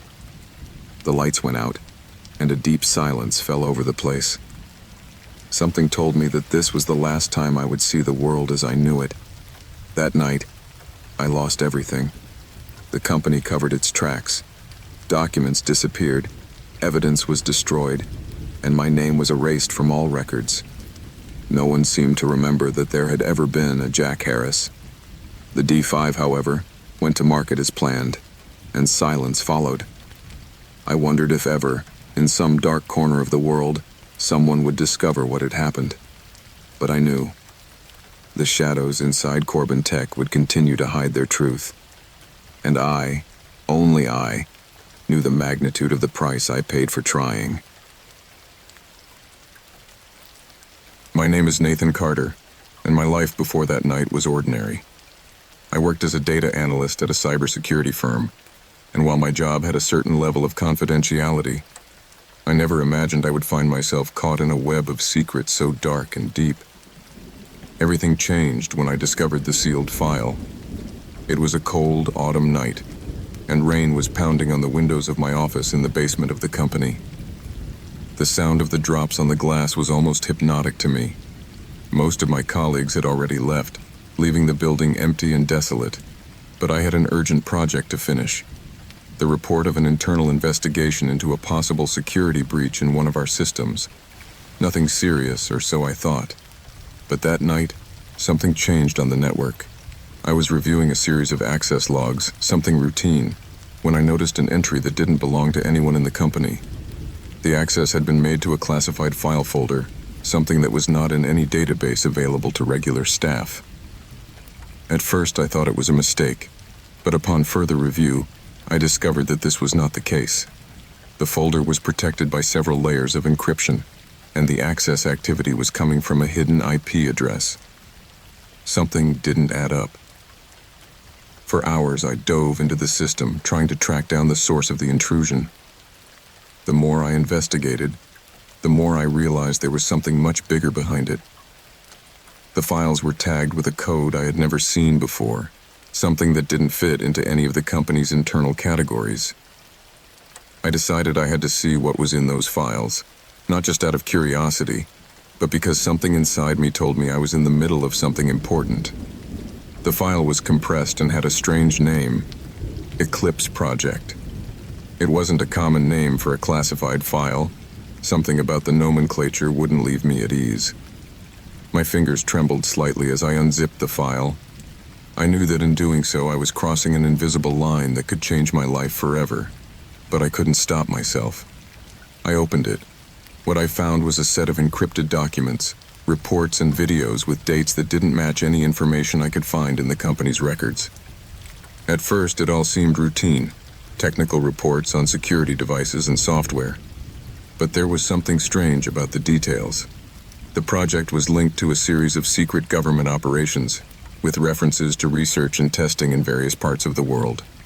Some of the locations mentioned in the documents were in remote and dangerous areas, such as the jungles of South America, the mountains of Tibet, and the desert areas of Africa. What caught my attention most was a series of records titled Interrogations, with dates covering the last 2 years. The names in these reports were unknown, but the descriptions of the tests conducted on the people mentioned were disturbing. There was a coldness in the words, a lack of emotion that made me uncomfortable. The word subjects was used over and over again to refer to the human beings involved. What those reports were describing was not something that was related to cybersecurity or legitimate investigations. I was seeing something that should have remained in obscurity, something I was not supposed to see. I couldn't help myself. I kept reading, even though I knew what I was doing was dangerous. Each page I turned plunged me deeper into a spiral of horror. The reports spoke of experiments, of genetic manipulations, of modified human beings, of mind control. Project Eclipse was not just a set of security tests, but a dark program aimed at controlling people, at creating something that was not human. They spoke of subjects who had been subjected to treatments to enhance their cognitive abilities and improve their physical responses, but what really lay behind these euphemisms was indescribable. The tests were not only scientific, they also included deep psychological aspects. Subjects were subjected to physical and mental torture. Each report described the progressive dehumanization of the objects of study, until, in the end, there was nothing left of them but an empty shell. I felt nauseated as I read those pages, but I couldn't stop. Each word compelled me to continue, as if something invisible was pulling me into an abyss. At that moment, my mind began to process what I was seeing. Why was I in possession of this information? I couldn't think clearly. I just knew that I needed to stop, that I needed to erase everything and get out of there before it was too late. But I didn't. Something inside me was pushing me to continue. At the bottom of the folder, I found a video file titled Eclipse 01.and MP4. My pulse raced as I played it. The screen was dark at first, but after a few seconds a figure appeared. It was a man, though I couldn't tell he was human. His face was distorted, deformed by what looked like a series of severe burns. He was in a cell, but he did not appear to be there by accident. His eyes, though glassy, were completely fixed on the camera. What horrified me was the clarity with which he spoke. His voice was distorted, as if he was speaking from the depths of hell, but what he was saying was clear. There is no escape. The eclipse is near. They know you are watching this. There is no more time. The video cut off abruptly, leaving an empty feeling in my chest. It was as if something was lurking behind the shadows, waiting for me to reveal this secret. In that instant, I knew I had made a mistake. I should not have touched that file. I had crossed a line, and I couldn't undo what I had done. My mind began to make connections, all of them frightening. Project Eclipse wasn't just a secret experiment. It was something much bigger. A plan that had been operating beneath the surface for years, waiting for someone to uncover it. And now, that person was me. I can tell you that fear gripped me. The fear of being found out. The fear that someone would come after me. And that's when I started to feel it. The air in the office changed. A shiver ran down my back, and my breathing became faster. I could feel that I was not alone. I turned quickly, but no one was there. However, something inside me told me that I was being watched. My mind began to crumble, and I realized that something much bigger was at stake. The truth was not just the information I had found, but what it entailed. Project Eclipse was not just a scientific experiment. It was the beginning of something much darker, something that could change the course of humanity. I decided to turn off my computer, but the screen continued to glow. The files were no longer there. The video file was gone, and so were the documents. Everything had been erased, as if it had never existed. But I knew I had seen it. I knew it had been real. The silence became absolute. I looked out the window, and although the rain was still coming down hard, the sound of the drops was now much deeper, as if the world itself was waiting for something. I got up, walked out of the building, and started walking in the rain. The lights of the city twinkled in the distance, but I felt as if the world was no longer the same. I knew I couldn't trust anyone, not even myself. Project Eclipse was real, and what I had discovered was only the beginning. I don't know what will happen from now on, or how much time I have left before someone comes for me. But I am writing this as a last warning. If you ever find a file like the one I found, don't open it. Don't keep looking for answers, because what is hidden in the shadows has no mercy. My name is Nathan Carter. I am neither a hero nor a villain. I'm just a man caught in a race against time, chasing an invisible shadow that, if I don't catch it in time, will wipe out everything I know. The kind of work I do is rarely spoken aloud, and almost always forgotten once the mission is done. I'm a spy, infiltrating the underworld of secrets that even the government doesn't know about. And now, I find myself racing against a relentless clock to prevent a biological weapon from destroying everything. I never imagined I would end up involved in a threat of this magnitude. The world is a strange place, and in the dark corridors where secrets are woven, there are no guarantees. Faces change, alliances crumble, and the truth is always more diffuse than you can understand. I learned this the hard way. It all started with an anonymous call that came to my phone in the middle of the night. The tone of the voice that spoke to me was gravelly, as if there was something deeply broken in it. A guy named Jonah Reed was selling a state-of-the-art biological virus to an unknown organization, and if I didn't stop him, the effects would be catastrophic. Information was scarce, but the message was clear. If the virus fell into the wrong hands, the world would soon collapse into chaos. Reed was a ghost. No one knew exactly who he was or how he had gotten that virus. He only had access to it. The cursed virus, called Viral 10, was the jewel in a series of biological weapons developed in secret government laboratories, something that should never have gotten out. The virus was said to be so advanced that it could be modified to affect specific groups of people, even entire races, without leaving a trace of its origin.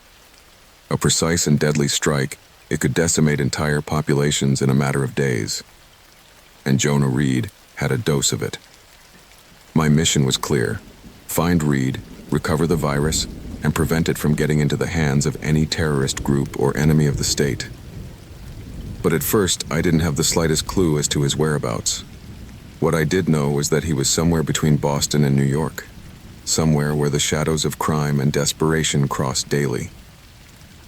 I infiltrated Boston's underworld, following the few leads I was given: shady bars, contacts who never showed up when I needed them most. But it was in an abandoned warehouse on the outskirts of the city that I finally hit on something.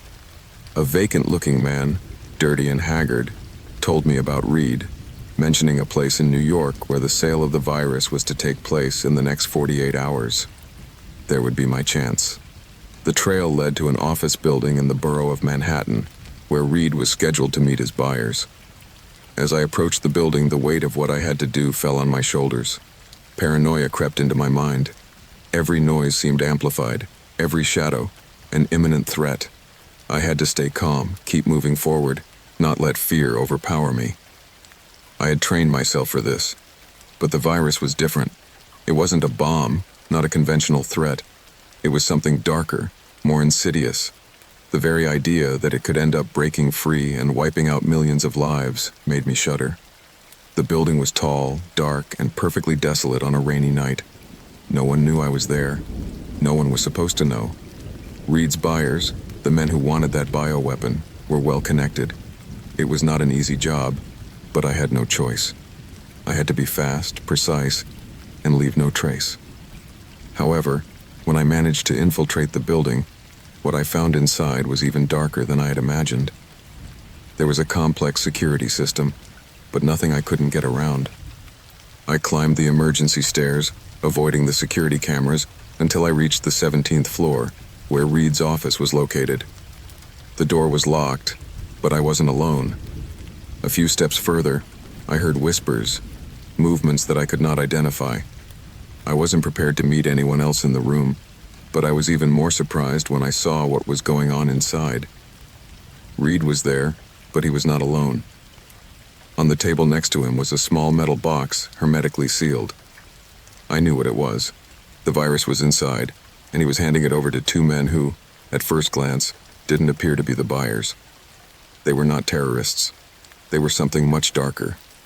They were part of a clandestine network, a group with influences that extended throughout the government. People who in theory fought for the common good, but in reality used their positions to gain power in the shadows. A handful of men who saw the control of humanity as a chess game, where the virus was just one of the pieces. At that moment, a spark of understanding ignited my mind. The mission I had been assigned was far more complex than I had thought. This wasn't just about stopping Reed and retrieving the virus. It was about something much bigger.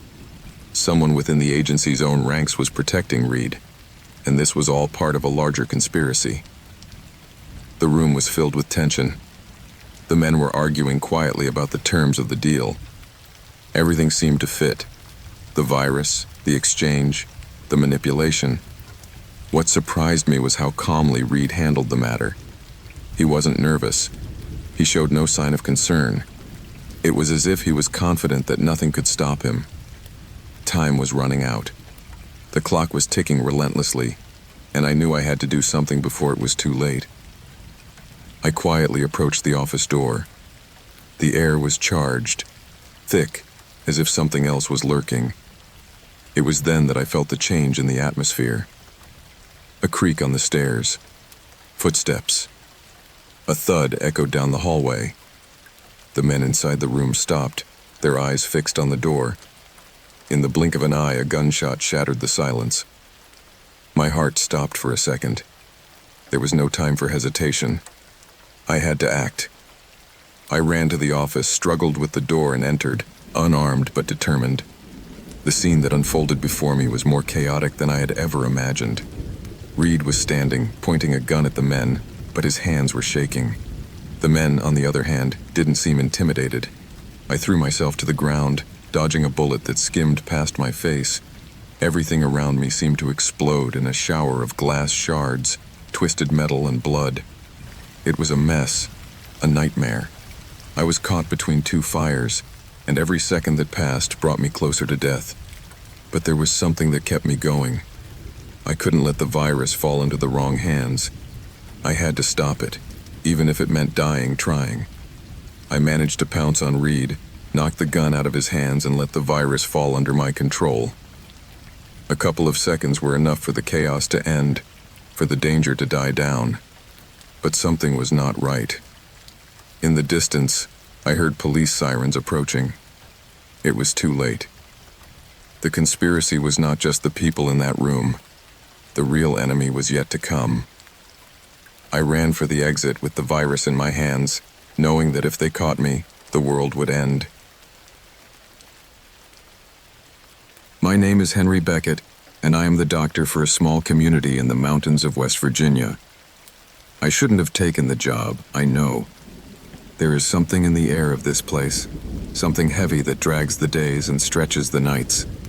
At first, I thought it was just the weather, the isolation, the monotony that characterizes time-forgotten towns. But soon I realized that there was something else, something that neither science nor reason could explain. It all started one winter, 3 years ago. The first case was that of Thomas Brackett, an elderly man known throughout the village as one of the few who was a carpenter. Thomas was robust, always in good spirits, and his health had never been a problem. But one morning, his daughter found him at home, sitting in front of the fireplace, shivering as if the cold was burning him. He was sweating, even though the temperature in his home had dropped below zero. Thomas's skin turned yellow and his breathing was erratic, as if he couldn't fill his lungs. When I was called to attend to him, I got to his house as quickly as I could. I found him there, his eyes glazed over, unable to utter a single word. His daughter, Clara, was looking at me with her eyes full of panic, as if she knew that something very strange was happening, but I couldn't understand what. My first thought was food poisoning, or perhaps a severe allergic reaction, but it didn't fit. Thomas had never shown any signs of having any problems with food or medication. I moved him to the small clinic we maintained in town, a simple wood and brick structure that hadn't changed in decades. It was the only place people in the community went to, although no one really used it often. Most people here felt immune to disease, as if the fresh mountain air was enough to keep them safe. But it wasn't enough for Thomas. Over the next few days, more people began to get sick. At first, the cases seemed isolated, but in less than a week, 5 more people fell seriously ill. The symptoms were always the same: excessive sweating, yellow skin, and weak breathing. As the illness progressed, the sick people seemed to enter a state of disorientation, as if their minds were slowly shutting down, as if they were disconnecting from reality.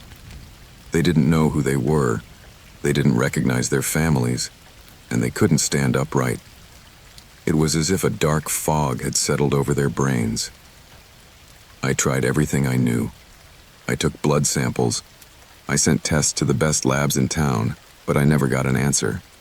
The results were always the same. There was nothing physically foreign in his blood. There was no known virus, no bacteria, no parasites. Yet people kept falling one after another. At first I thought it must be some sort of contagious disease that no one had documented, something so new that science didn't have the tools to classify it. But as time went on and the situation worsened, I realized that the sick people could not have been exposed in the same way. There was no trace of a logical pattern, and the disease seemed to affect random people, regardless of age, gender, or medical history. Meanwhile, the town began to change. People stopped leaving their homes. The streets, which used to be a mix of laughter and conversation, became desolate. Even the children stopped playing. There was something in the atmosphere, something palpable, that kept them inside. They no longer felt safe in the daylight.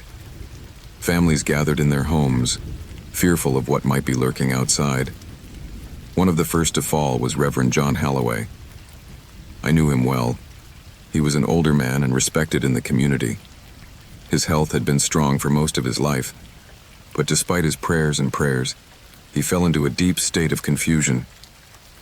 For the first 48 hours, his skin turned so yellow that he looked more like a ghostly figure than a human being.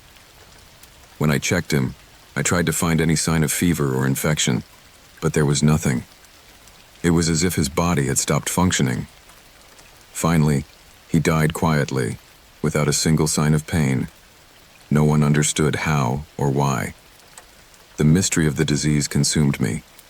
I would spend sleepless days, studying every single symptom, searching for some clue that would allow me to find a logical explanation. However, the more I investigated, the farther away I got from the solution. One afternoon, exhausted with frustration, I decided to take a walk in the woods. Perhaps something in nature would help me think more clearly. The cold, biting air enveloped me as I walked through the trees, away from the town. It was then that I saw something that chilled my blood. In the distance, deep in the forest, a figure moved through the shadows.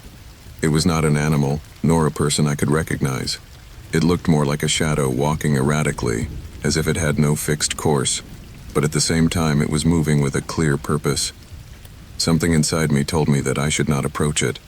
I felt a shiver run down my spine, but I couldn't look away. The figure quickly disappeared into the trees, as if it had never been there.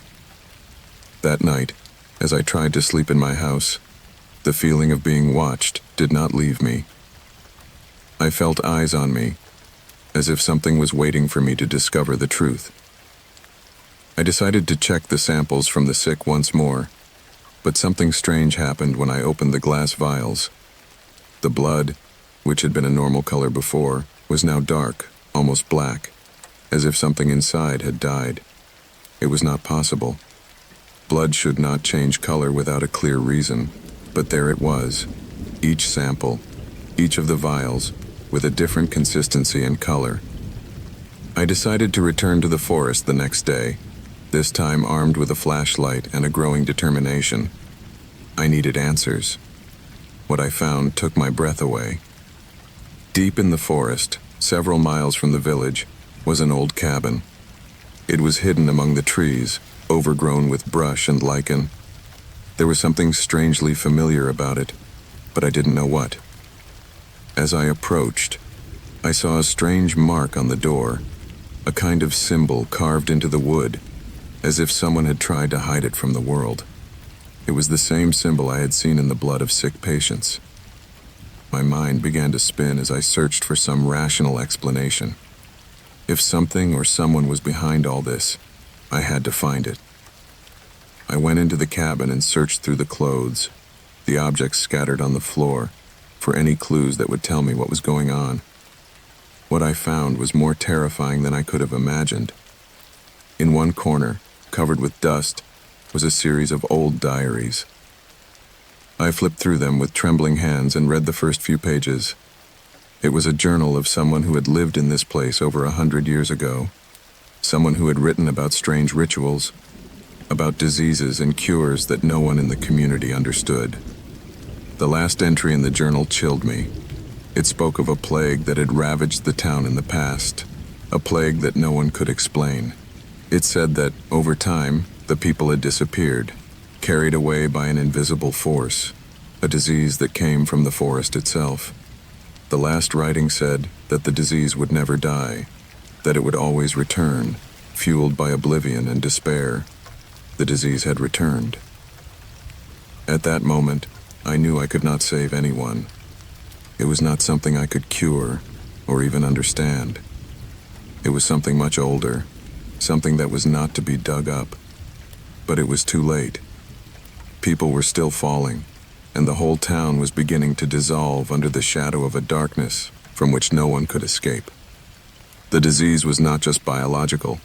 It was a curse, a scar on the earth itself, waiting for someone to awaken it.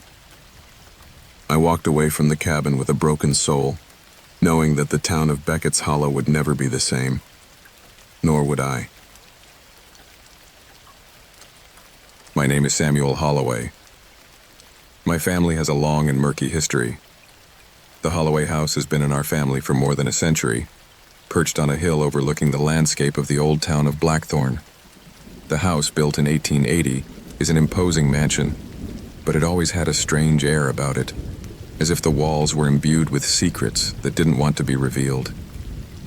I never knew much about those secrets when I was young. I grew up in that house, like all the Holloways before me, and my parents, Jonathan and Alice, never talked much about our lineage. There was always a kind of distance in their eyes whenever anyone mentioned the family's past. My mother was the more reserved of the two, always maintaining a calmness that bordered on the callous, and my father, though more open, never got around to telling me everything I wanted to know. Life at Holloway Manor was quiet, almost solemn. Rain was a constant there, and storms seemed to creep in with a heaviness that hung in the air. Often, stormy afternoons turned into long nights, where the sound of the rain pounding on the windows was the only thing that broke the silence of the house. But it wasn't just the storm that gave the uneasy feeling. There was something about the shadows in the hallways, something about the echoing footsteps in the empty rooms that always made me feel that we were not as alone as we thought we were. When my parents died, I was forced to return home. I had lived away for years, trying to escape the darkness that had marked my family, but fate had its own plans. I received an unexpected letter that came to me in the middle of a summer storm. The family lawyer was summoning me to the mansion to go over the details of the inheritance. It was that letter that compelled me to return, and it was that decision that sparked everything. Returning to Blackthorn after so long was a punch in the gut. The house, though stately, now looked like a prison. The paint was crumbling, the timbers creaked under the weight of time, and the dust-covered windows offered a foggy view of the fields stretching to the horizon. Everything seemed to be submerged in a state of abandonment, as if no one had lived there in decades, even though it was still standing. As I entered, the feeling of being watched came over me strongly. The house, as always, seemed to have a life of its own. The air was thick, permeated with a sticky humidity, and the smell of aged wood and dust hung in every corner. Everything was in its place, but there was something unsettling about the stillness of the rooms. As I walked down the hallway, my footsteps echoed in the darkness, as if each was a reminder of the generations that had walked those same halls before me. I stopped in front of my grandfather's old library, a place where I had never felt comfortable. The door was ajar, as if inviting me in. It was there that I found my first clue. The bookcase was covered with dust, but something seemed to be out of place. Among the books my grandfather had collected throughout his life was a black leather-bound volume I had never seen before. I had not seen it at any other time, neither in my memories nor in those of my parents. I took it in my hands, feeling the weight of the book and the mystery that emanated from it. I opened the pages carefully and discovered that it was no ordinary book. It was full of handwritten notes, some illegible, others that spoke of places I did not know. On the first few pages I could read a name that made my blood run cold. The Holloway Secret. The title disturbed me. Throughout my life, my family had been known for its discretion. No one talked about our past, and those who did seemed unwilling to delve into the details. But now, in front of this book, the weight of a much darker secret became apparent. My grandfather, a man who had been so closed and meticulous, had kept something in this book, something my parents probably knew about, but never mentioned. I couldn't resist the temptation to read more. The notes became more disturbing as I progressed through the pages, mentioning a place within the property, an old shed in the woods nearby. My grandfather spoke of something that had awakened there, something that had been sealed away and, in his words, was never to be released. The storm roared outside as he read, the wind whipping the windows furiously, as if nature itself was trying to silence the secrets the book revealed. The feeling of discomfort intensified with every word I read. What my grandfather had written seemed more like a warning than a confession. The shed in the woods, the place where it had all begun, was the epicenter of something much bigger than the Holloway story. Something to do with an ancient pact my family had made at some point in their history. A pact that had cost more than any family member was willing to pay. I decided to investigate. The storm continued to lash against the windows of the mansion as I made my way toward the shed. The ground surrounding the property was covered in mud from the rain, and the sky was so dark I could barely see a couple of feet in front of me. As I walked deeper into the woods, the feeling that something was watching me enveloped me. The silence was absolute, broken only by the rustling of branches and the sound of my boots sinking into the mud. The shadows of the trees loomed over me like motionless giants, their twisted branches creating strange figures in the darkness. Finally, I reached the shed. It was in ruins, almost completely covered by the wild growth of vegetation. The wooden door was partially broken, and the interior smelled musty and musty. As I entered, a claustrophobic feeling came over me, as if the air was thicker in this place than anywhere else in the mansion. The light from the flashlight I carried illuminated dark corners, revealing old tools and stacked boxes, but it was what I found behind an old bookshelf that chilled my blood. There was a hidden door, almost invisible in the darkness. It was sealed with a thick layer of mud and debris, as if someone had gone to great lengths to keep it shut. My heart began to pound as I stared at the door, not knowing whether I should open it or turn around. But curiosity got the better of me. Using an old shovel I found in one of the boxes, I started digging in the dirt blocking the entrance. After what seemed like an eternity, I finally managed to open a space big enough to get through. Inside, the air was even thicker, and the smell of dampness and decay was unbearable. The door opened with a deafening creak, and I found myself in a small subway room, almost completely empty except for a wooden table in the center. On the table was an ancient book, which was covered in dust, but looked freshly laid. As I approached, I saw that it was no ordinary book. It was the same type of black leather as the one I had found in the mansion, but this one was much more worn, almost tattered by time. I picked it up gingerly and opened the first page. What I saw took my breath away. In the first few lines, I could read the truth that my family had been trying to hide for generations. The pact was not with a group of people or an organization, but with something much older, something that had been waiting in the shadows, feeding off the Holloway darkness for centuries. My family, my own lineage, had sold its soul in exchange for power, for protection, for riches. But that power had come at a price. And that price was something far more terrible than any monster. The true face of the Holloways had never been the one they had shown me. The darkness that had lurked in the halls of the mansion was not just an echo of the past, it was a reflection of what we were doomed to become. The book ended with a warning. The end always returns, and when it does, there will be no shelter.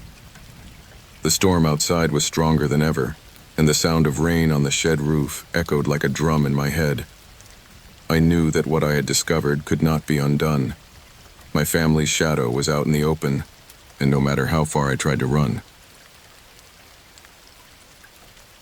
My name is Caleb Rayner. What I'm about to tell you is what happened that night, the night everything fell apart. And not just our minds, but our souls. I never thought something as simple as a game of trust and deception could go so wrong, but that's what happened. After that night, I was never the same. It all started when my friend David invited me to an event. Over the years, our friendship had had its ups and downs, but I had never refused his overtures. He was the kind of guy who could convince you to do anything, simply with a couple of words and a confident smile. There was always something intriguing about him, something that kept me close despite the feeling that something didn't fit.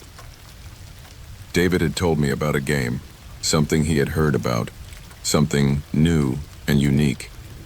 He insisted that I go, that it would be an opportunity to free myself from stress, to discover something that would change the way I saw the world. The game, according to him, was designed to test your deepest fears, but in a controlled way, without being really dangerous. We would meet in an old, isolated house on the outskirts of the city. A few participants, an intimate atmosphere, only what was necessary. Everything would be safe, of that I was sure. But that was before I entered that house. The house was, to say the least, the epitome of what one might expect from an old country mansion. Moss-covered stone walls, broken windows, furniture that looked like it had been abandoned at the time of the Great Depression. The atmosphere was heavy, dense, as if the house itself was waiting for something. As we walked through the front door, a strange chill ran down my spine. I couldn't put my finger on what wasn't right, but something didn't add up. It wasn't the house. It was the feeling that something was watching. We gathered in the main living room, a large room with high ceilings and a muted fireplace. 5 others were already there, each with a slightly disconcerting attitude. No one seemed entirely comfortable, but all were present. David introduced me to each one. Erica, a psychologist. Marcus, a businessman who was always looking around as if he were searching for something. Lisa, a high school teacher. Tim, an engineer with an impatient air. And Carol, an artist who seemed immersed in her own thoughts. The organizer of the game, a man I'd never seen before, introduced himself as Jack, an unconventional-looking guy.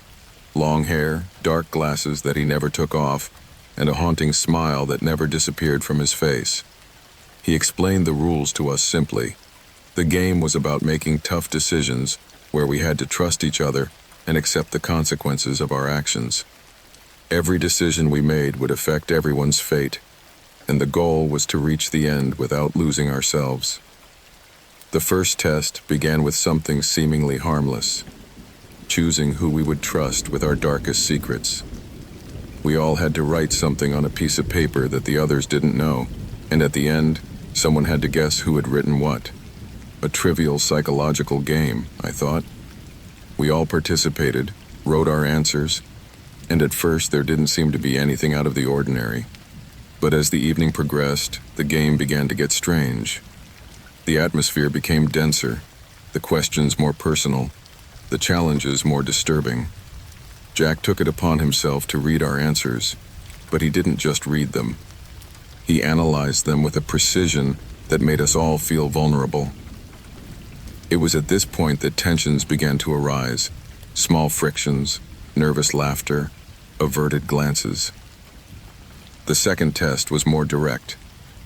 What would you do if you could disappear from this world without consequences? We were each asked to make a confession. No one wanted to be first. We all looked at each other, waiting for someone to speak, but no one dared. Until finally Marcus spoke. He said he wanted to be free, that he wished he could start over without the burdens of the past. His confession, though vague, broke the ice, and we all followed in some way. But from then on, the game was no longer just a game. The third test was the one that really changed things. Jack asked us to write something so personal that no one else could know. Something so dark that revealing our soul to the rest of the group was the only option. He asked us to think about what we feared most, the fear we couldn't even recognize. It was then that the first cracks began to appear. Lisa began to visibly tremble. Erica, normally so controlled, seemed to struggle to maintain her composure. Tim, the engineer, no longer seemed so impatient. His face had darkened, as if he was trapped in a thought he couldn't escape. And Marcus, who had seemed so confident at first, began to sweat. The murmurs in the room intensified. No one knew what to do with that pressure. No one knew how to deal with what had been unleashed. The fourth test was the most terrifying of all. Which of us would lie to survive? Jack began to ask increasingly incisive questions. Who was afraid of losing control? Who was willing to do whatever it took to get what they wanted? But we weren't the only ones involved in the game. As it progressed, the game got bigger and bigger. It seemed like we were being watched from every angle, as if someone was controlling everything from the shadows. And it was there, in the gloom of the house, that the first manifestations began. First, a faint rustling in the corner of the room, something none of us could identify. Then a faint smell of sulfur filled the air. We began to feel presences, as if we were not alone, as if the walls were whispering to us. Carol was the first to break. I could almost hear her mind crackle as she said something that made us all fall silent. She said she had seen something in the shadows, something she couldn't describe, but it was there, watching us. Tim tried to laugh, but his laughter sounded hollow, as if he couldn't bear the weight of his own despair. Lisa began to scream, calling for someone to get her out of there. Then Jack stood up, and at that moment his presence became oppressive. "The game has begun," he said with an eerie calm. "What remains now is to find out the truth from each of you. For in the end, the only one who can save himself is the one who faces his own fear." The light in the room flickered, and in an instant, the room was plunged into almost total darkness. The only source of light was a faintly flickering lamp, but even that light seemed to be being absorbed by something we couldn't see. It was as if we were plunging into an abyss where the rules no longer applied. When the lights came back on, something had changed. We all sat in silence, our faces pale and our eyes empty, as if we had lived through some nightmare. The game was no longer a game. I could no longer tell if we were playing with our minds or if we were being manipulated by something much darker. Something in the house, in the atmosphere, had stripped us of any sense of reality. And then, in the end, it was just us. A group of broken, confused, and terrified people, not knowing how we had gotten there or how to get out. I don't know what happened that night, or if any of us actually survived what we faced. All I know for sure is that when I returned home, the nightmare did not end. Because the game, in a way, never ended. Sometimes in the dark of night, when the rain hits the window, I feel like something is still watching me. Something that started in that house, and that will never let me go. I've been a private detective for more than 15 years. I've seen it all. Armed robberies, complex frauds, murders, and deceptions of all kinds. But I had never been confronted with a case like this one. A seemingly perfect robbery, so meticulously planned that it seemed impossible to solve. A crime in which every detail fit, but at the same time, no detail could be found. The story began one cold autumn afternoon. I had been working on a routine case when I got the call. The phone rang in the small office I had in an old red brick building downtown. It was a call I wasn't expecting, from an important client, someone with connections. James Dalton, a multi-millionaire who had made his fortune in the technology sector. A prominent figure, surrounded by luxury, secrets, and trouble. He asked me to come see him at his mansion in the hills north of the city. I had no doubt that what awaited me was no ordinary job. Dalton's mansion was secluded, a stone behemoth that looked more like a fortress than a house. The high walls and electric fences gave a sense of isolation, as if you were entering a completely different world, a world where there could be no mistakes. But somehow, one had happened. When I arrived, Dalton led me through the halls of his mansion to a private office, a windowless room where the air was thick and the light from the lamps dim. Dalton was not an easy person to read, but today he seemed nervous. His face was tense, and there was something unsettling in his gaze. He explained the reason for the call. His company had been the victim of a robbery, a theft in which nothing appeared to have been touched, but the damage was incalculable. An extremely sensitive digital file, a series of data crucial to the security of his company, had disappeared without a trace. Worst of all, no one had entered the building. The security cameras had recorded nothing out of the ordinary, and the locks showed no signs of having been picked. The employees knew nothing, and there were no witnesses. Dalton was desperate. The file contained critical information about new software his company was developing, software capable of revolutionizing the technology industry.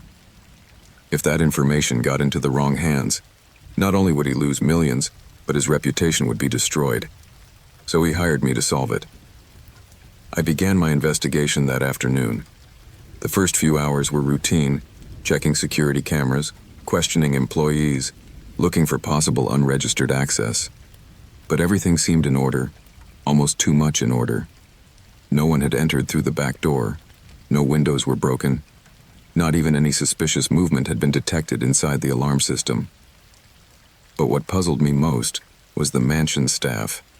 No one seemed to know anything. No one had seen or heard anything unusual. The burglary, if you could call it that, had occurred without anyone noticing. It was then that I decided to further examine the company's computers for clues. The security system was state-of-the-art, and the software used to protect the data was almost impossible to hack. But there was something odd about the access logs, something that didn't add up. There was a strange entry in the system's logs, one that appeared to have been generated from inside the network, but without any justification. Throughout the night, I studied the details of the theft. As part of my job, I checked internal connections, emails, file transfers. Everything seemed to fit, and yet something told me I wasn't seeing what I should. The feeling of being on the verge of something big, of a crucial find, was palpable, but the answers were still not forthcoming. The next day, I decided to interview key employees. I wanted to know more about their interaction with the company's technology. Dalton had told me that he had full confidence in his employees, but I couldn't ignore the possibility that some were involved. However, after talking to them, I noticed something strange. Each of the employees had a perfect alibi. No one seemed to be involved, and they all had a solid reason for not having been near the archive at the time of the theft. There didn't even seem to be a single crack in their stories. I realized that something didn't add up. Everything was so perfectly structured, so well organized, that it was as if someone had anticipated my every move. Not only was the file missing, but the theft itself was designed so that I, as the investigator, could find nothing. The mind that had planned it had worked to the millimeter. As I continued my investigation, something caught my eye on the building plans. Dalton's mansion had a series of secret, ancient passages that had been built at the time to hide valuable objects. They were known only to the closest staff. I wondered if the thief could have used these passages to escape without leaving a trace. I decided to investigate these passages in the dark of night, when the mansion was completely silent. In the early hours of the morning, I sneaked into the most secluded parts of the mansion, places where no one would dare to go. As I wandered the corridors in the gloom, I found something that made me stop in my tracks. On one of the walls, there was a small crack, barely visible.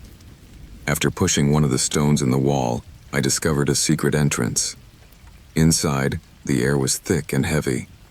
The light from my flashlight illuminated what appeared to be some sort of storage room, a place where no one had entered in years. But at the back, what I saw chilled my blood. There, among old boxes and dust-covered objects, I found something unexpected. A device that looked like some kind of portable server. It was connected to a system I didn't recognize, and as I got closer, I could see the flashing light on the screen. The stolen file. My heart was pounding. The device was there, in plain sight, but no one had found it. It was as if the whole theft had been one big distraction, an elaborate game of make-believe to hide what really mattered. As I got closer, I realized something even more disturbing. The mansion's security had not been breached. The thief, if he could be called that, had not broken any security rules. He had not had to hack into the system, nor had he had to access the network through conventional methods. The theft had not been carried out with technological tools. It had been carried out with something much simpler, but equally devastating: trust. Gradually, it dawned on me what had happened. The robbery had been perfectly planned, not only by the thief, but by someone inside the mansion. Someone with direct access to all the security systems. But that someone was no ordinary employee. It was someone closer. Someone who had played me from the beginning. I returned to the main room, where Dalton was waiting for me with his eyes shining in a strange way, as if he had been aware of everything from the beginning. He had been part of the plan, from the beginning. Not a direct accomplice, but someone who knew what was going to happen. The robbery had been no ordinary robbery.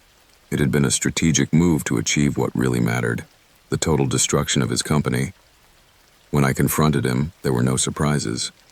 He didn't answer me right away, but I saw something in his eyes. A mixture of sadness and satisfaction.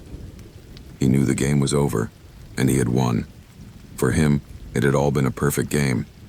He had planned every detail so precisely that even I, an experienced detective, couldn't see the real target. And in the end, what was lost was not just a file. It was trust, the very soul of what I had built. That was my most complicated case, the most baffling. A theft that was not a theft, but a mind game. And in the end, I realized that the biggest thefts are not always done with keys or computers. Sometimes, much more valuable things are stolen: control, power, the very perception of what we believe to be real. My name is Richard Slade. For years, my life was a succession of quiet, routine, almost predictable days. I'm an ordinary guy. I work in an accounting firm, live alone in a modest apartment, and my social interactions are limited, but not problematic. I had no inordinate ambitions or inner conflicts, just a simple life. Or at least, that's what I thought before it all fell apart.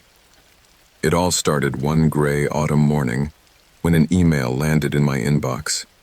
It wasn't something that caught my attention at first, but the subject line sparked a small spark of curiosity. It read, "Suspicious activity alert on your bank account."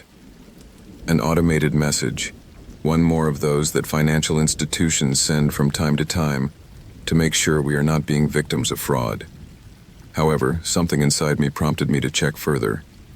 When I opened the email, my heart skipped a beat. The message detailed transactions on my account that I had not made, online purchases, payments to services I had never signed up for, and even a significant cash withdrawal. It was as if my life was being manipulated from afar. Panic settled in my chest as I frantically tried to access my online bank account. But when I did, something even more disturbing happened. My password had been changed. I couldn't access anything. In that instant, reality began to distort. I tried calling the bank's customer service line, but the waiting time was interminable. After an hour with no answer, I felt the anxiety begin to eat away at me. I couldn't let someone take control of my life just like that. And worst of all, I didn't know who had done it. There wasn't a single clue that someone was behind it all. I decided to take the next step. I went to the police, but I soon realized that the situation was more complex than I had imagined. Identity theft was no small crime, and the response I received was more frustrating than helpful. "You'll have to wait for the security systems to be updated," I was told. But as time went on, things only got worse. Within days, I noticed that more of my accounts were being affected. My email was hacked, and with it, personal correspondence that should never have been seen by anyone else. My work documents were copied and modified. My social networks were filled with strange messages, and every time I tried to restore something, I was met with more locked doors. It was as if an invisible shadow was erasing my existence, a blur of information that didn't belong to me. That's when I realized that it wasn't just my money and my digital identity that had been stolen. My life had been stolen. And worst of all, no one seemed to take me seriously. No one believed me. As the weeks passed, I was forced to deal with much more tangible consequences. My credit was being destroyed without my being able to stop it. I applied for new documents, new ID cards, but it all seemed to be a race where I was always late. My life was being replaced by another, and I had no control over it. Every time I came across a new clue, the feeling of being watched intensified. Someone, somewhere, was watching my every move, but I had no idea who or why. One night, after checking my mail one more time, I found a cryptic message among the spam messages. The email address was anonymous, with no clear reference, but the subject line made me shudder. "I know who you are, and I know what you're looking for." I didn't know what to think. Was it an attempt at intimidation? A threat from someone who was behind my identity theft? Or just a cruel game from someone having fun at my expense? I decided to follow a lead. I didn't have much to lose. The email address contained a link, and without much thought, I opened it. A blank page appeared on my screen with a single message. "You're too late, Richard. Your identity no longer belongs to you." Then the screen went blank. It was as if the space between my fingers had vanished, and with it, any hope of regaining what belonged to me. The feeling of emptiness, of being invisible, of not really existing, overtook me in an unbearable way. Days passed and paranoia began to take hold of me. I was no longer sure of anything. I didn't even know if the people I saw around me were somehow involved in this dark game. I began to see familiar faces in strange places, to hear laughter that belonged to no one in particular, to feel like I was trapped in a maze with no way out. And everything seemed to point to a single question: who was behind it all? My obsession to find an answer led me to visit places I never thought I would know. I began to follow the traces of transactions that had been made with my identity. Every payment, every purchase, every digital trace left behind brought me closer to something big, something I couldn't see but could feel. At first, everything pointed to a pattern, but as I dug deeper, the pattern crumbled before my eyes. I received another message. This time it was not anonymous. It was a printed letter that arrived at my apartment, handwritten in red ink. "Your search has taken you too far, Richard. It's time for you to stop, or the consequences will be worse." Fear began to take hold, but I couldn't stop. My life had already been taken, and I wasn't going to stand idly by while someone else took control. As the weeks passed, I began to notice something strange. The people I knew didn't recognize me. The woman at the grocery store, the man who greeted me on the street corner, even the few friends I still had left, all seemed confused, as if they didn't know who I was. Something had become distorted in people's perception, as if a heavy fog had erased the traces of my identity. It was as if I had never existed. Finally, the truth came out, but in such a terrifying way that even I could not fully comprehend what had happened. After months of following every lead, I finally arrived at a dark web of secret data and connections. What appeared to be a simple identity theft was nothing more than the beginning of a much bigger game. Someone had decided to strip me of my existence, not just to steal my money or my documents, but to destroy my life itself. It was a social experiment, something much more complex and sinister. The information I found was terrifying. There was an organization, a clandestine group of people with the ability to erase someone's identity completely, not only in the digital world, but in the real world. This group wasn't just stealing identities. They were using them as pawns in a much bigger game, where people became ghosts, shadows. And I, it seemed, had been their latest victim. Worst of all was the realization that the only way to get my life back was to give it up completely. I couldn't just take it back. My identity no longer belonged to me. The documents, the memories, the footprints on the web, everything had been rewritten. Now, here I am, a person caught between the past and the present, in a constant search for something that no longer exists. Because in this world, the traces of what I once was have vanished, and in their place, only a blurred trace of someone who no longer has a face. And I don't know if I'll ever find myself again. My name is Jack Sutherland. I am a geologist, although it is not something that defines me completely. My real passion, my reason for existence, is exploration. Mining and geology are just the ways I have found to satisfy my need to delve into the unknown, to discover what lies hidden beneath the surface of the earth. What started as a professional career turned into an obsession for the unknown. It was for that very reason that I took the job at the old Black Hollow mine. The mine had been closed for over 20 years, and its history was marked by accidents, disappearances, and rumors of a strange presence dwelling in the depths. Despite that, the place never ceased to hold my attention. Something in its mystery attracted me. So when a group of explorers, led by an old friend of mine, Nathan Wells, decided to venture out on an expedition there, I couldn't resist. The plan was simple. Go in, document the geology of the mine, take some samples of rare minerals, and of course, take a look at the forgotten tunnels.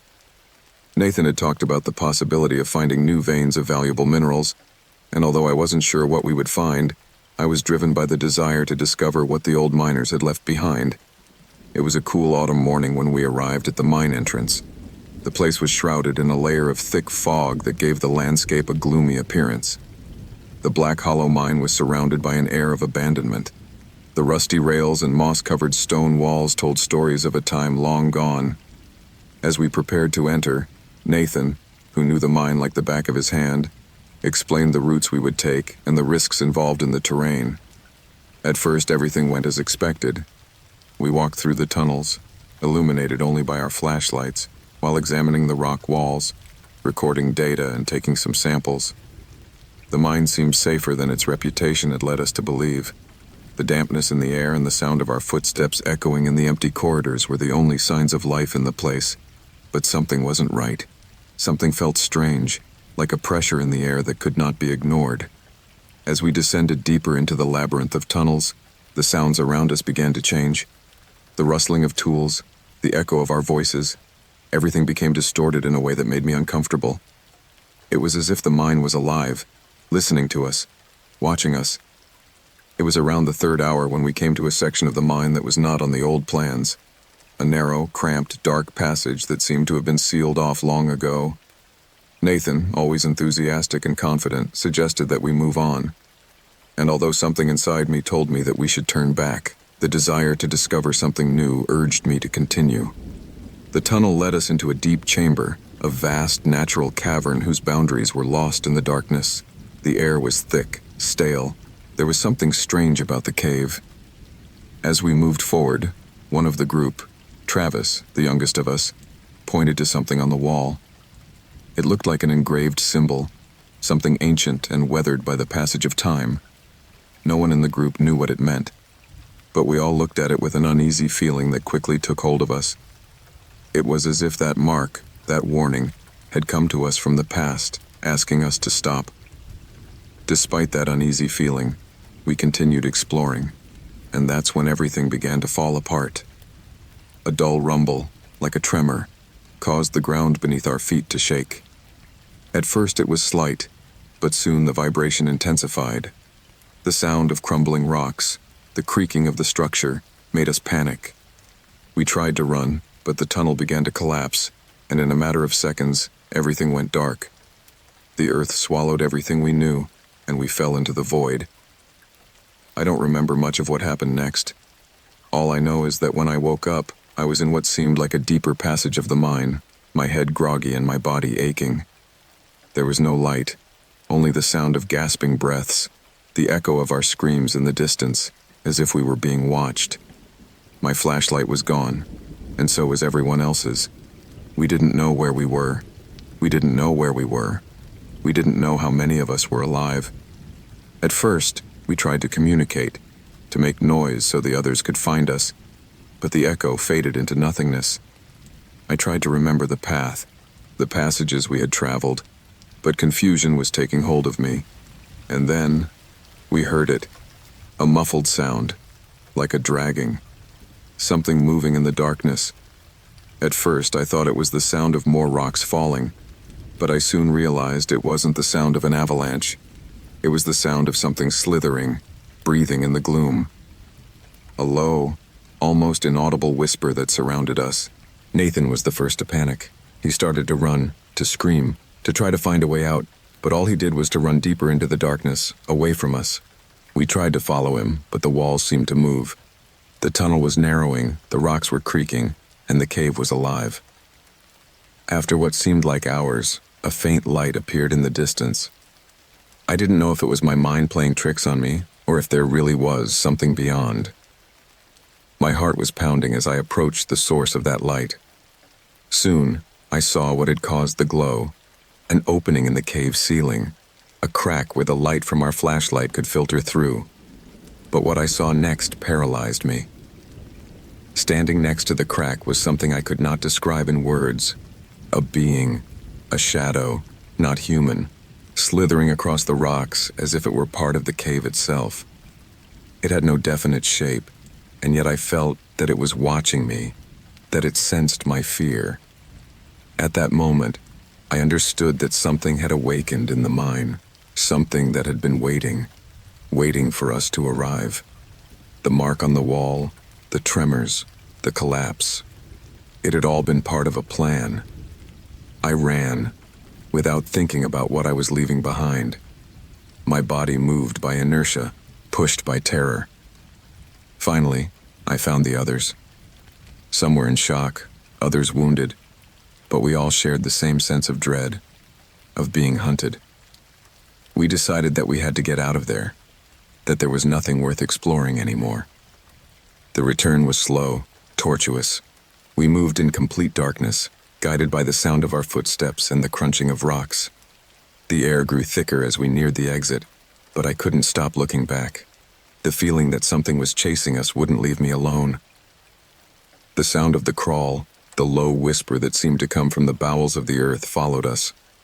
Finally, after what seemed like days, we reached the mine exit. The cool air hit my face, and for a moment, I felt a strange calm. But I knew we hadn't escaped anything. The Black Hollow mine had changed something in us, something we could never undo. In the end, there were only 3 of us left. Nathan, Travis, and me. The others, we lost them in the darkness.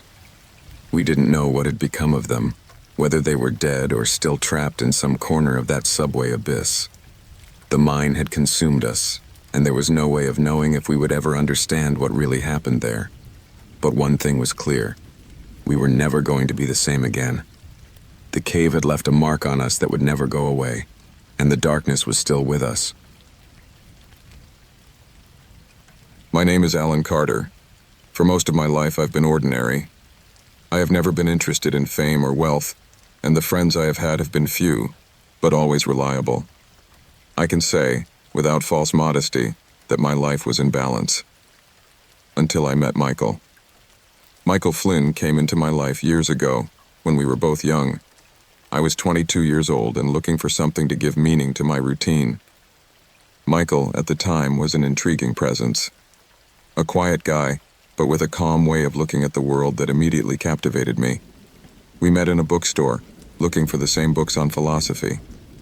From there, we became friends. Michael was different from most people I knew. He had a brilliant mind and a jaw-dropping ability to analyze things. He was the kind of friend you could talk to about anything, from the banal to the profound. People who knew him described him as serious, but always kind, and there was never a trace of darkness in his eyes, at least not in the early years. Over time, I learned that Michael had experienced difficult things when he was young. He had grown up in a tough environment, in a neighborhood where the lines between right and wrong seemed blurred. He had lost his mother at a young age, and his father was never around. As a friend, I tried to offer him support, though always with the feeling that there was something about him that I didn't quite understand. The first years of our friendship were normal. We met regularly in bars, in cafes, in the old bookstore where we met. Conversations flowed naturally. But there was something about Michael that changed as time went by.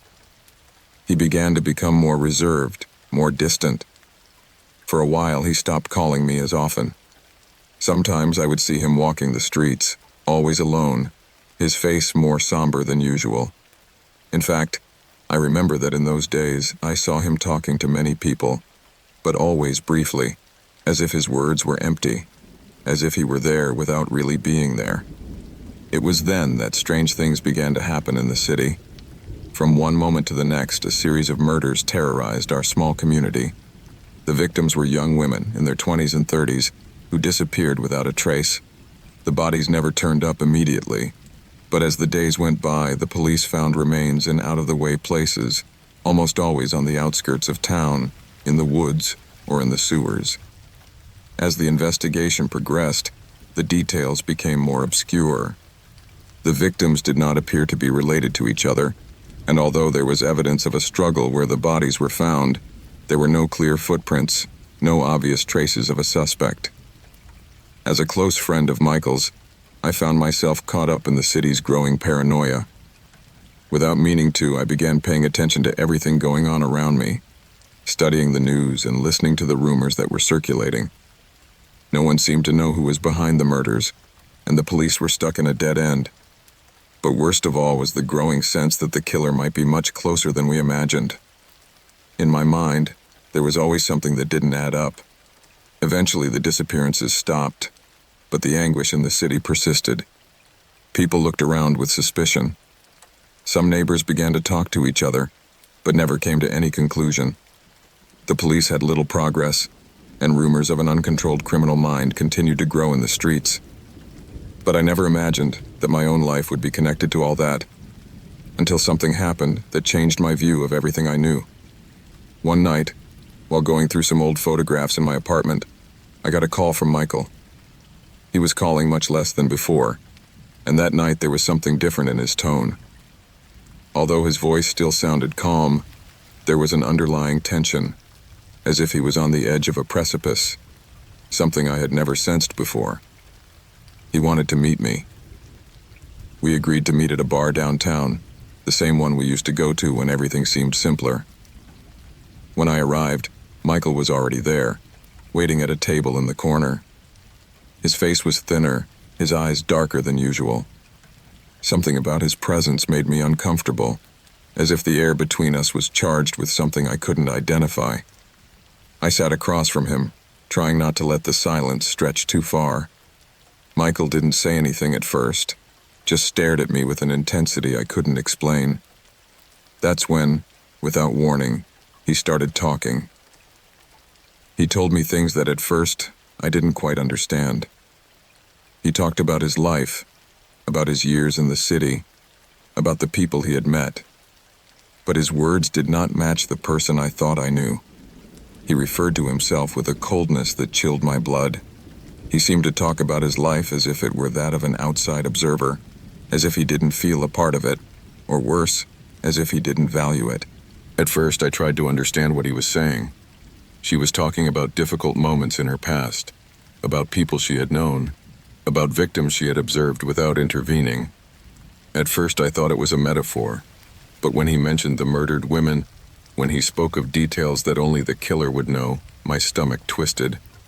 At that moment, my mind began to make connections I had never wanted to make. The pieces of the puzzle began to fit together, but in a way that made me want to run away. What Michael was describing was not a simple conversation about his life.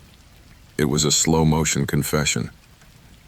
I don't know how long it took before my mind fully processed what he was telling me. In his eyes there was something maddening, something lost.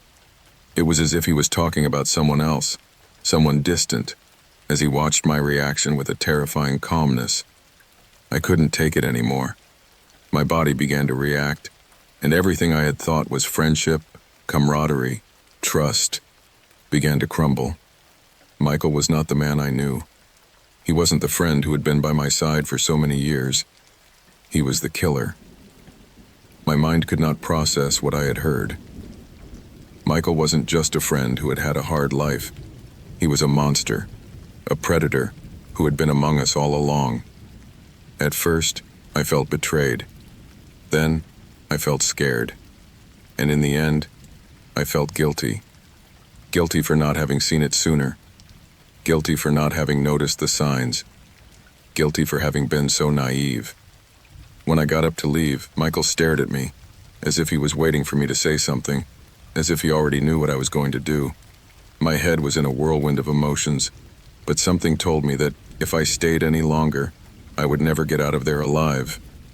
I knew I couldn't go through with this. I knew that if I stayed in contact with him, he would pull me into his darkness, into an abyss I couldn't bear.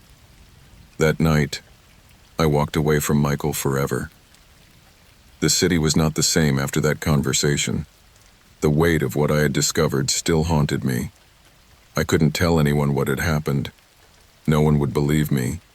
No one would think that Michael, an educated, quiet, thoughtful man, could be capable of something so horrible. Months passed and life went on, but the feeling of being watched never faded. The disappearances stopped, but in my heart, I always knew Michael would still be there, lurking in the shadows. I never saw him again. I never heard from him again. Maybe, in some ways, that's the worst part of it all. Because fear comes not only from what you see, but from what you know is waiting, hidden, in the shadows. And Michael, somehow, will always be there, watching from the shadows, among us. And now I know that I am the only one who knows the truth. And that truth, more than fear, is what really haunts me. My name is James Hawthorne. I have always been an ordinary man, one of those whose life does not seem to stand out in any respect. I was born and raised in a quiet neighborhood, with a simple family who, despite hardships, always tried to move forward. However, as time went on, my choices led me to a dark place, one from which I still try to escape, even though I know that in the end, there will be no escape. I was a young man, with my life ahead of me, when things started to fall apart. It all started with my job, or rather the lack of it. For years, I clung to a job with a company that never valued me, that never recognized the effort I put into my tasks. I was a good man, or so I thought. But the money wasn't coming in, the bills were piling up, and the promises of a better future evaporated with each passing month. My wife Laura was always by my side. She was an amazing woman, an exceptional mother to our 2 children, Emma and Jake. She never held anything against me.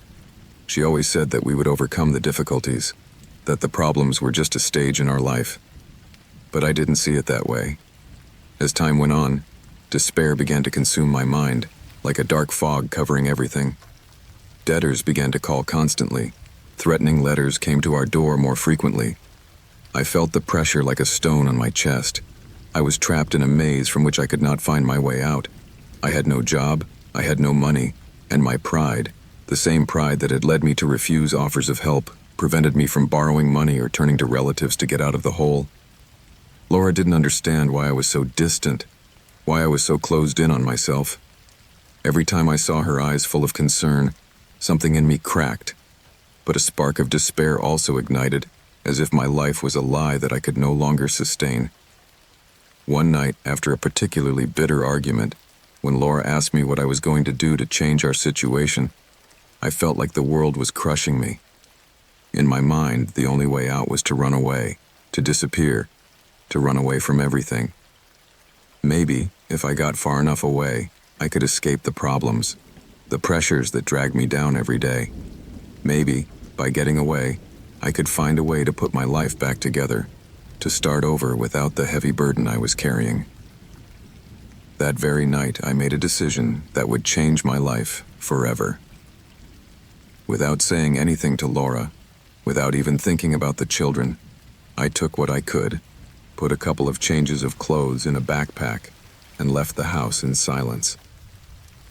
I went to the bus station, where I found a cheap destination to the south, to a place where no one knew me, where no one would ask me why I had left, or worse, what I feared most, that someone would ask me to fix things, to come back. I didn't want to face that. I didn't want to look at the suffering of my family or the disappointment in my wife's eyes. The bus ride was long, endless.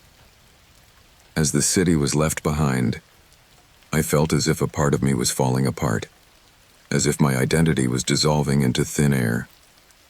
I knew that I could not go back, that any attempt to return home would be futile, for somewhere inside me, I understood that there was no way back to the life I had left behind. Laura and the children would go on without me, and I, alone, had to find a new way to exist. I arrived in a small seaside town, a place where tourists escaped to forget, where people kept busy with their own problems and didn't notice strangers arriving. It was the perfect refuge for someone who wanted to escape the past. The first few days in that town were quiet, even pleasant. I found a small job in a local bar, one of those places where people come to lose themselves, to forget. The hours passed slowly as I waited on tourists who came and went without leaving much of a trace. No one knew me there. No one knew of my mistakes, of the debts I had left behind, of the family I had abandoned. And for a while, that seemed enough. However, it didn't take long for things to change. The more time I spent in that seaside town, the more I became aware of the shadow that always followed me. At first, I tried not to think about it, but the guilt, that silent and omnipresent shadow, never left me. Every time I saw a couple walking along the beach with their children, every time I heard someone talk about their problems and how they overcame them, my heart would twist. How could I have left my family, Laura, Emma, and Jake? How could I have abandoned them just because I couldn't find an immediate solution? Guilt enveloped me like a thick fog, and there was no escaping it. I began to lose sleep. The nights became endless, and the nightmare of my own escape haunted every corner of my mind.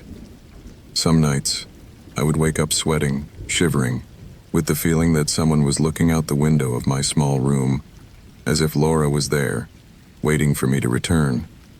Other times, I would dream of the sound of my children's footsteps running through the house calling me, but I could never find my way back. One day, while walking through town, I saw a newspaper in the window of a souvenir store. The front page showed a picture of Laura, with a sad but serene expression. The news said that she was looking for a job, and that her children had already adapted to the new school. The news seemed normal, with no big details.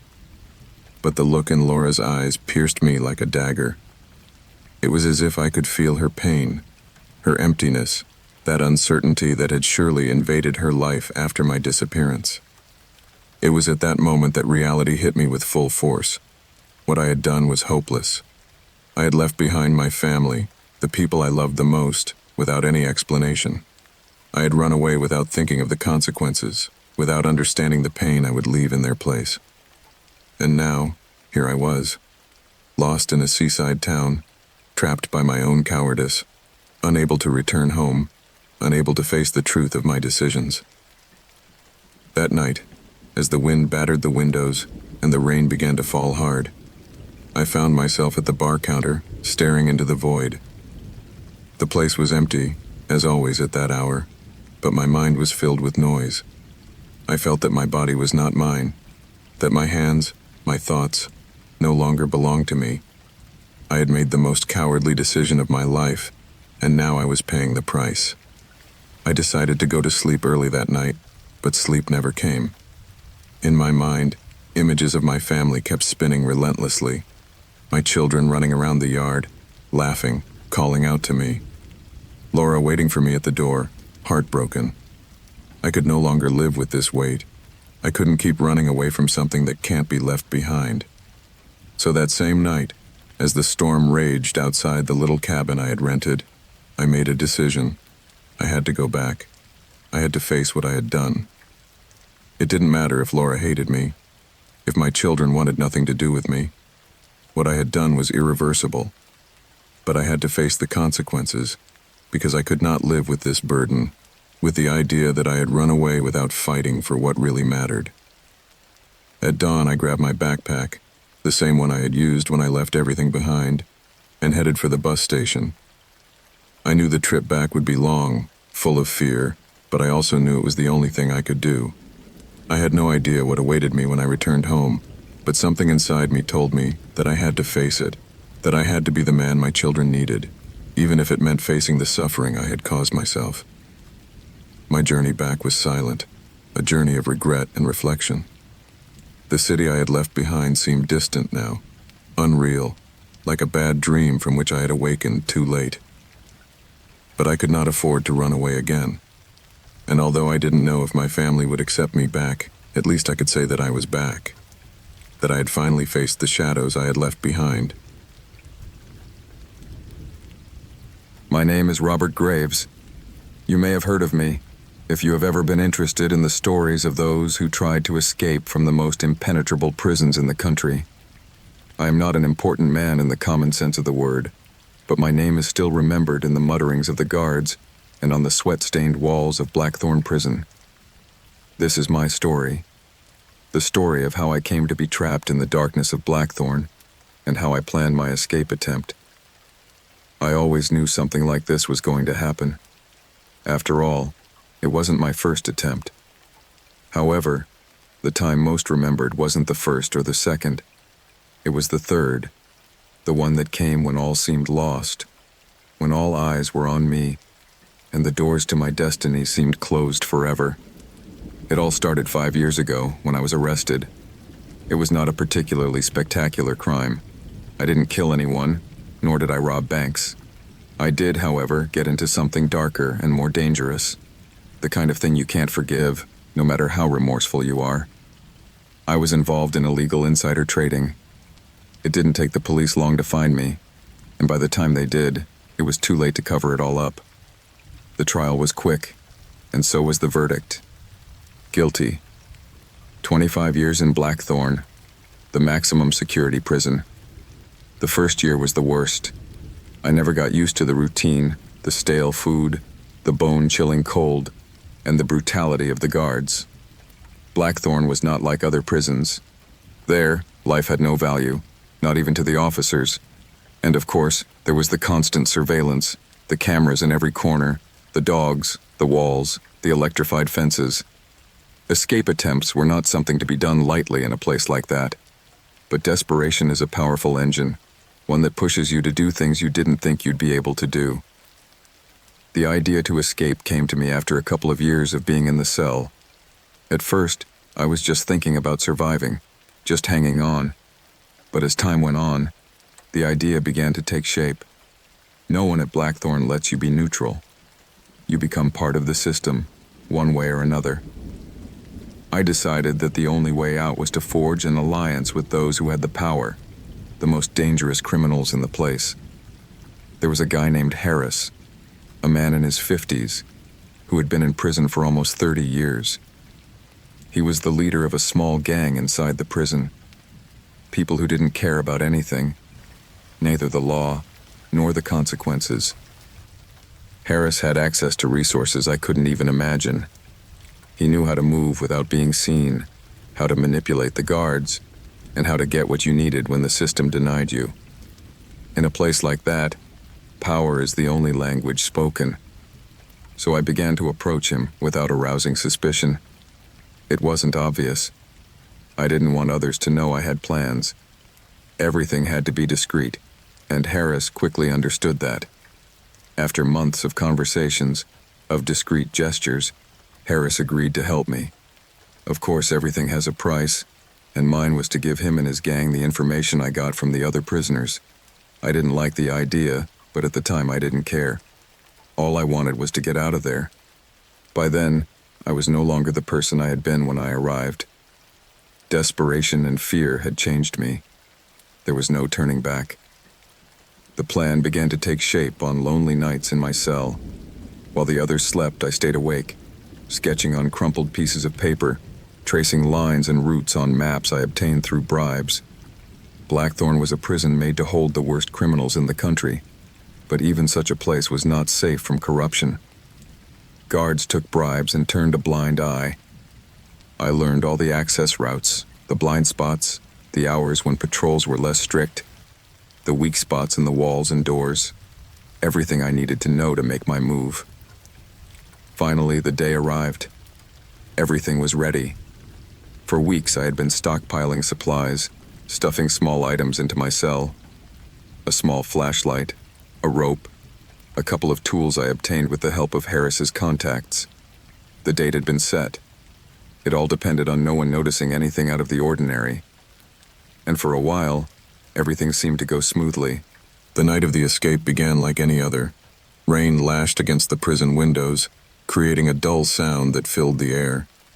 Lights flickered intermittently, making it easy to move through the shadows. At that moment, control was in my hands.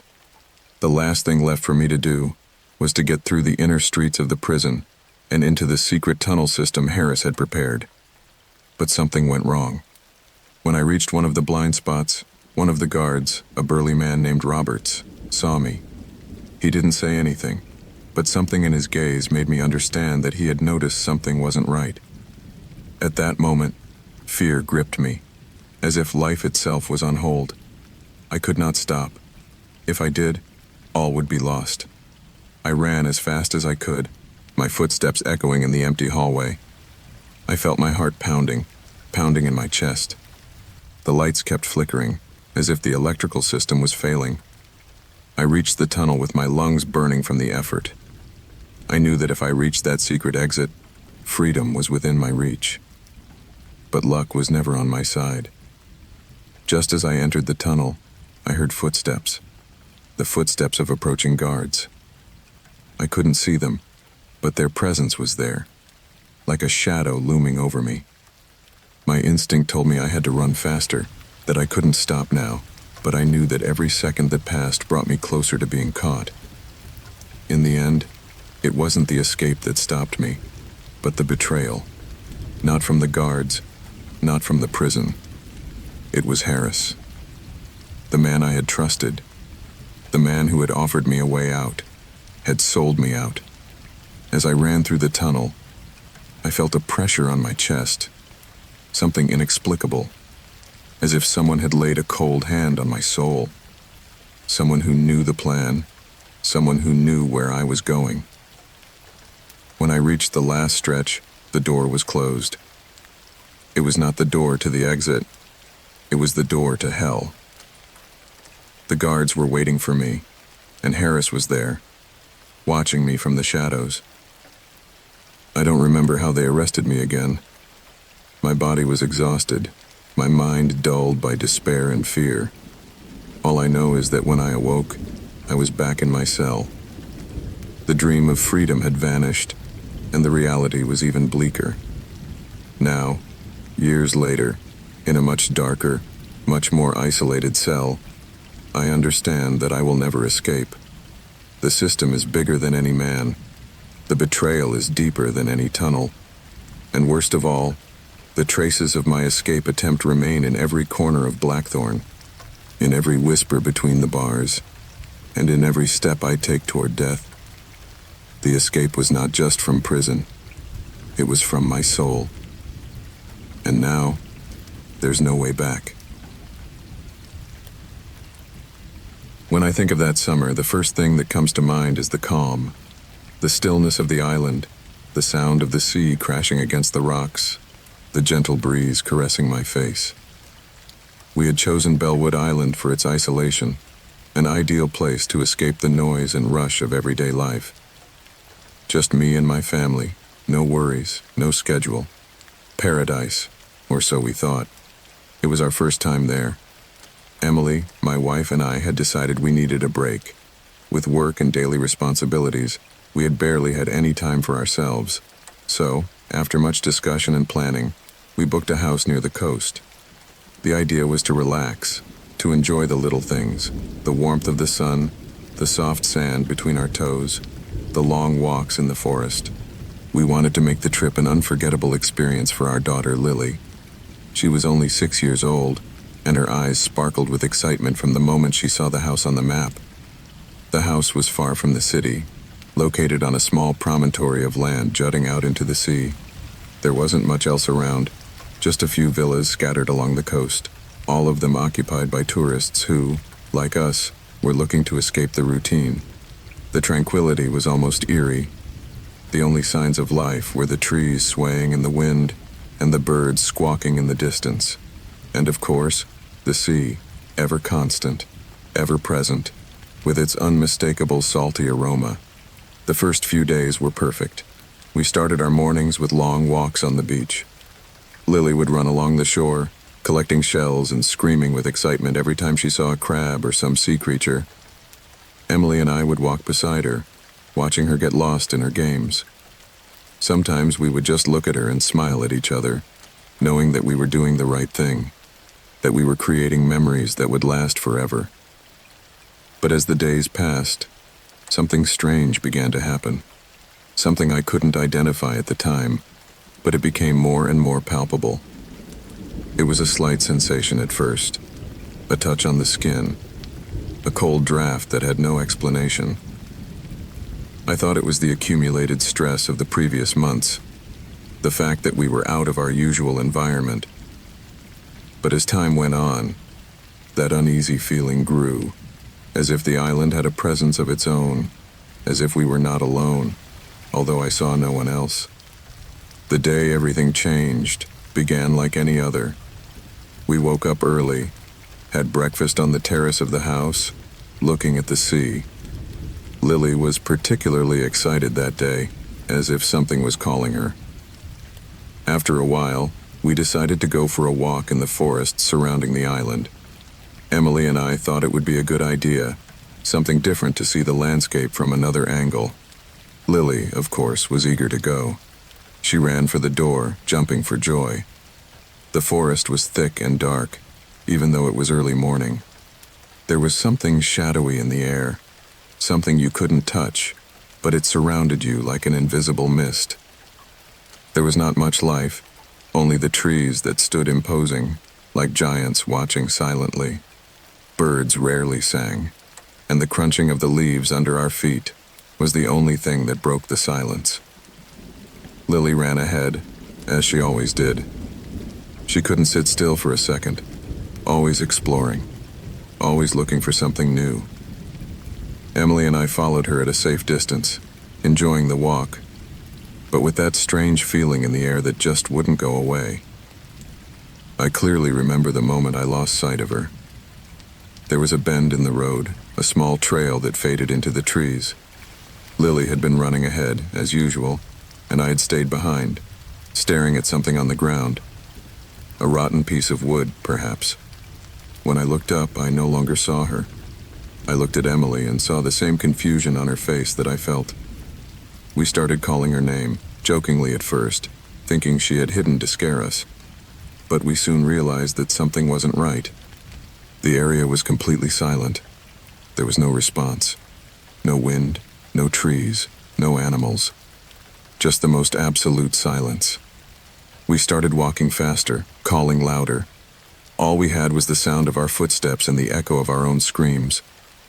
The island, which until that moment had seemed so peaceful to us, suddenly felt empty, desolate, as if it had swallowed our daughter. Fear grew on me like a shadow, obscuring everything else. I could not understand what was happening. The island was small. How could it have been lost so quickly? I looked at Emily and saw the panic in her eyes. I felt the same terror myself, but I didn't want to admit it. I knew I had to stay calm, that if I didn't, everything would fall apart. We searched for hours, wandering through the forest, returning again and again to the same spot. The island seemed to have been transformed, no longer the serene place we had arrived at. The air was charged with something dark, something I could not identify. As the light began to fade, we were forced to return to the house, our hearts heavy and our minds overflowing with unanswered questions. At first, we thought Lily might have wandered off a little farther than usual, that perhaps she was in some corner of the woods playing. But as the hours passed and the sun sank below the horizon, reality began to set in. Our daughter had disappeared. She was nowhere to be found. 3 days passed before the police arrived on the island. They were endless days, days that dragged, filled with despair. There was no sign of Lily anywhere. The forest was scoured again, house by house, but all to no avail. There were no footprints, no traces, no indication that she had been there. No one had seen anything, and the feeling that something was escaping us, something we could not see, grew even stronger. The residents of the island, the few people who lived there, did not seem surprised. No one spoke, no one said anything. In the nearby village, there were whispers that maybe we should never have come, that the island, for some reason, did not accept outsiders. And as the days passed, the comments turned to rumors, and the rumors to eerie whispers about the hidden nature of Bellwood. I tried to stand my ground. I tried to look for answers where there were none. But every night, when I looked out the window at the sea, I felt something watching me. Something ancient. Something that had been there long before we arrived. My mind began to give way, to wonder if we had been drawn to the island as a sacrifice, if Lily had been chosen for something we didn't understand. Eventually, days turned into weeks, weeks into months. The police gave up the search. The island was no longer a tourist destination. It all faded from people's memories, but never for me, never for Emily, never for us. The summer was over, and with it, our hopes. But the feeling that Lily never left, that she is trapped in some dark corner of the island, is still there. Every time I close my eyes, I see her running along the beach, just like in those early days, before the sun went out forever. Sometimes I think the island is calling me, waiting for me to reveal its secrets, to show me what really happened. But I have never returned. And perhaps I never will. Because though I am tormented by the thought of not knowing, the fear of what I might find is far greater. All I know for certain is that, somewhere in Bellwood, my daughter is still waiting, trapped between the trees and the sea, in a place that doesn't belong to this world. And, as long as I am alive, I will always be her prisoner. My name is James Holloway. No one in the town of Cedar Falls remembers me, and I don't know why. Or at least that's what I try to believe. I moved here a few months ago, looking to forget something I didn't even know existed. But somewhere in the back of my mind, in some dark corner of my psyche, something still lurks. Something that refuses to stay behind. Something that won't let me rest. I moved to Cedar Falls for a reason as simple as this. I needed a change. The town was small, quiet, almost forgotten on the map of the United States. No one asked me about my past, or why I had come to this place, or what had led me to flee from where I had been before. When people looked at me, they saw nothing special about me, just a man like any other. But I knew there was something wrong, something weighing me down, something I could never escape. At first, everything was fine. The work was easy, the people were friendly, and the routine kept me busy. But soon, things began to change. Or rather, I began to change. My dreams turned into nightmares. Every night, I saw him again. His face, like a broken mask, would appear behind my closed eyelids. But I couldn't remember his name. I knew it had to do with something terrible, something that had happened long ago, but I couldn't remember what. The dream was always the same.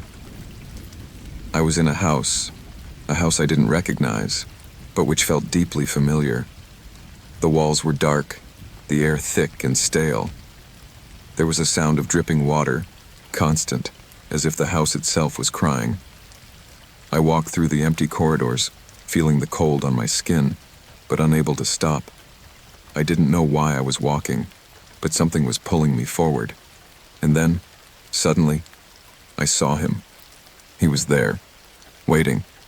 His face was a shadow of what it had been, and he was always looking at me, with a smile that wasn't a smile, an empty, broken smile, as if he was mocking me. I would wake up sweating, my heart pounding in my chest. At first I tried to ignore it. Memories aren't always clear, I thought.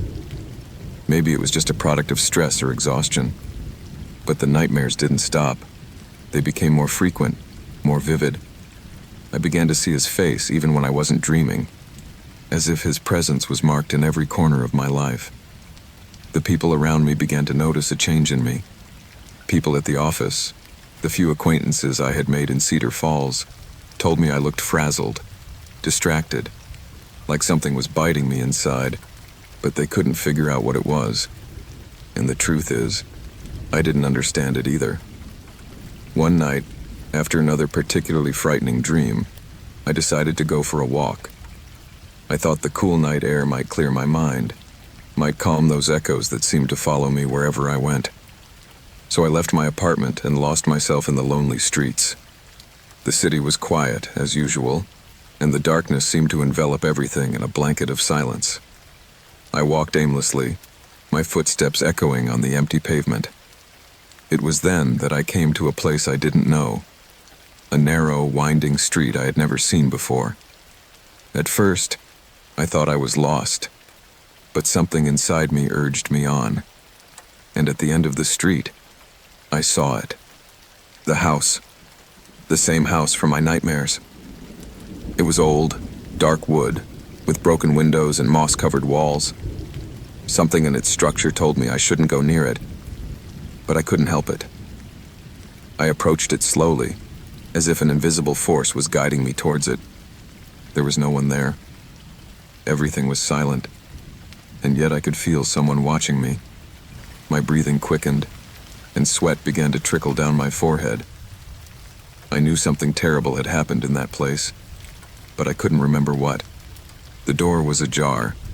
I couldn't take my eyes off it. I pushed it, not knowing exactly why. As I entered, the air was heavy, as if time had been suspended there. The inside of the house was dark, almost completely empty, except for a chair in the center of the room. The chair was surrounded by a circle of ashes, as if someone had been there recently, watching, waiting.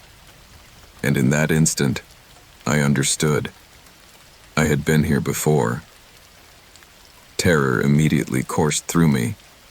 My mind tried to run away, to deny what I had just realized.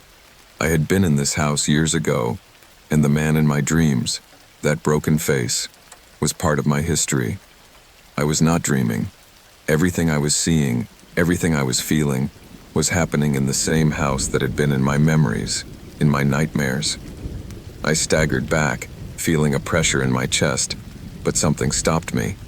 A sound, a whisper. I was not alone. As I turned, I saw a figure in the gloom, a silhouette I couldn't make out clearly, but felt deep inside me. The figure moved slowly, as if floating in the air, approaching me. It was him. I could feel his gaze, his eyes fixed on me, as if he was waiting for me. My heart was pounding and my mind was filled with images I couldn't control. But there was something else, something I didn't understand. He wasn't looking at me with hatred or fury. No. On his broken face there was a mixture of sadness and resignation, as if he too was trapped in something, as if he was as much a prisoner of this story as I was. Suddenly, the figure stopped moving. Something broke inside me, as if an invisible barrier had come undone. I remembered everything. The man in my nightmares, the broken face, was my brother, Tom. He had died in an accident, years before. An accident I never understood. We had been on a trip together, a hike in the mountains. I remember we were climbing, laughing, enjoying the scenery. But then everything changed. Tom slipped. He tried to grab onto a rock, but couldn't. He fell into the abyss. He fell into the abyss. I was there, watching, paralyzed. I could see him falling, fading into the darkness of the night. I tried to scream.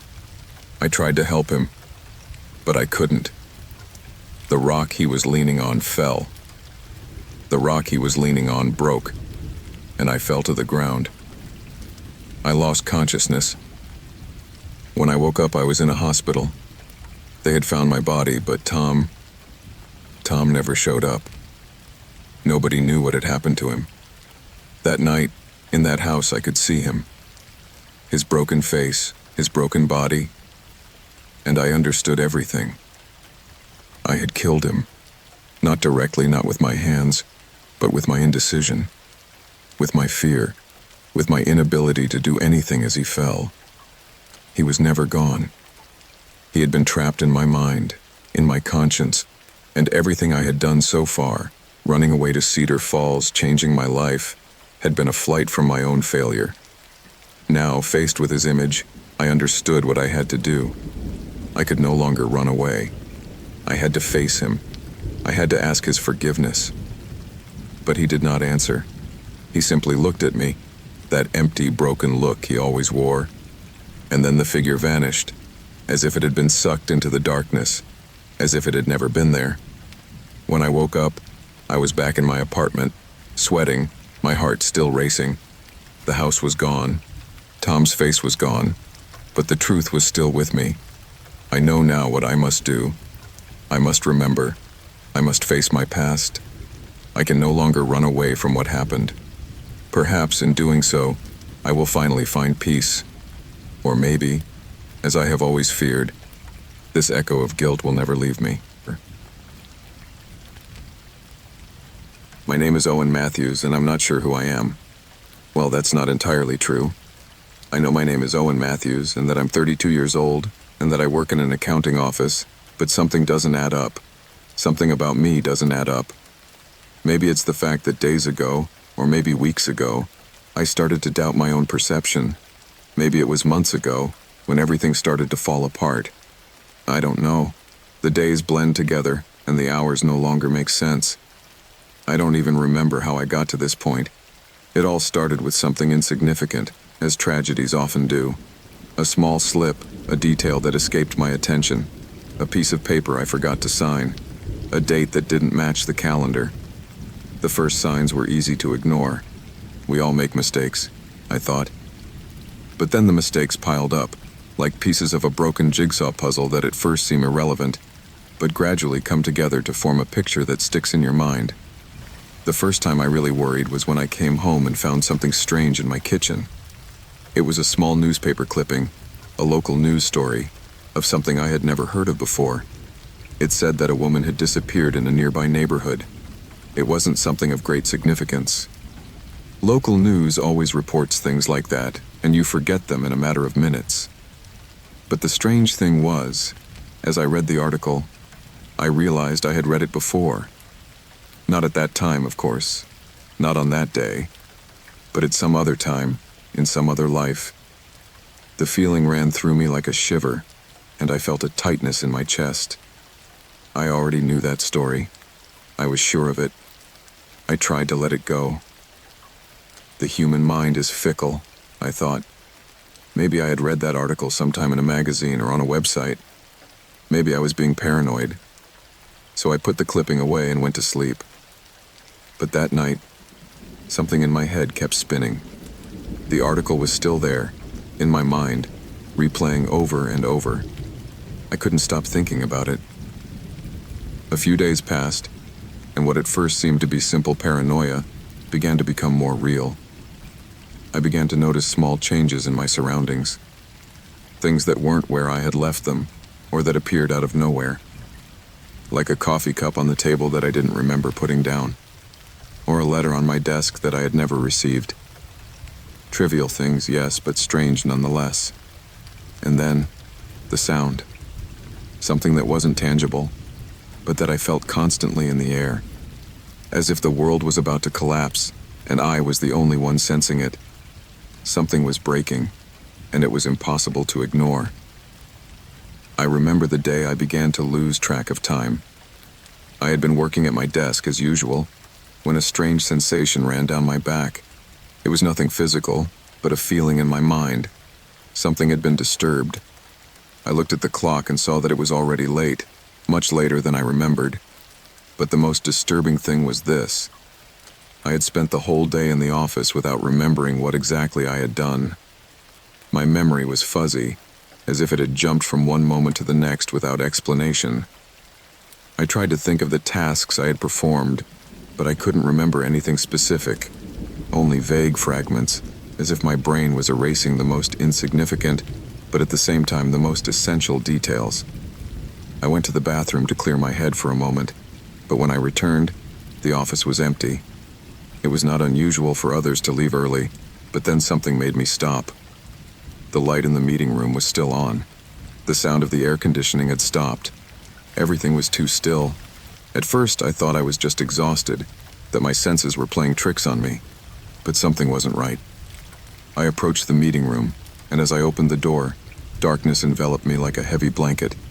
It was empty, but the sense of presence was overwhelming.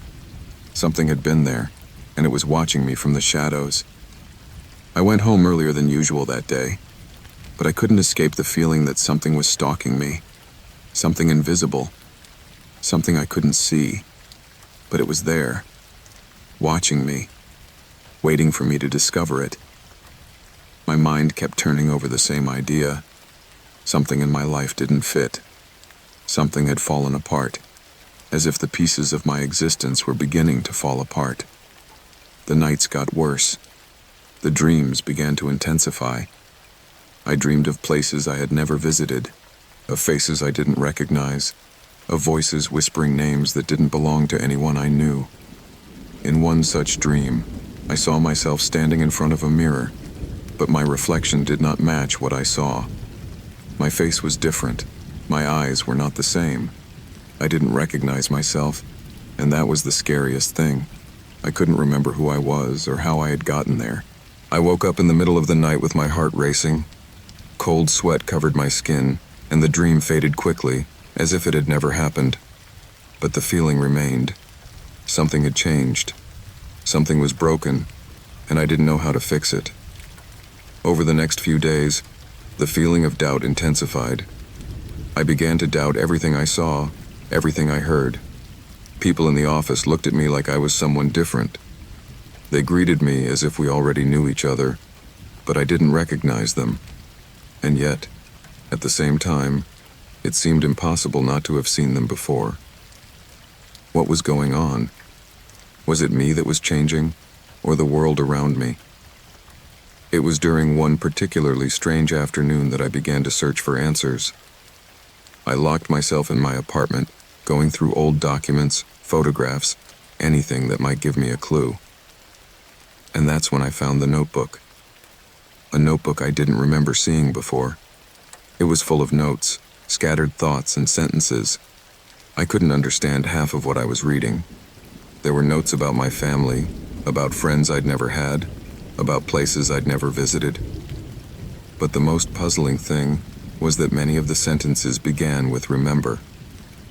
And at the bottom of several pages, in hastily scrawled letters, were written 3 words: "Don't trust him." The words echoed in my head, and something inside me snapped. I couldn't understand how he could be writing those things. Who had written them? Why was he there, in my house, in my things, if I didn't remember doing it? It was at that moment that I began to think that my sanity was in jeopardy. Maybe everything I had experienced so far was an illusion, a trick of my mind. Maybe I had lost control a long time ago, and all I was left with was the echo of what had been. I couldn't sleep that night. I spent hours sitting at my desk, staring at the pages of the notebook, trying to find some clue, some explanation. But there were no answers, only more questions. And the questions began to consume everything. The next day, everything changed again. I woke up in my bed, but something wasn't right. My clock read a different time than I remembered. The furniture in my apartment seemed slightly out of place, as if something had changed while I slept, something I couldn't identify. Suddenly, I began to feel that someone was watching me. I couldn't see anyone, but I felt his eyes fixed on me, waiting for me to look in the right direction. And that's when I saw him. In the reflection of the bathroom mirror, there was someone behind me. It was me, but it wasn't. Something was wrong, something I couldn't describe. And then I understood the truth. The horrible, terrifying truth. There was something in me that no longer belonged in this world. And I don't know how much longer I can resist falling into total madness. Perhaps I will no longer be able to remember what is real. I may never have known. My name is Simon Cartwright, and I am a systems engineer. If I had known that this would be my last job, perhaps I would have done something different. Maybe I wouldn't have accepted the contract the way I did. But I can't change it now.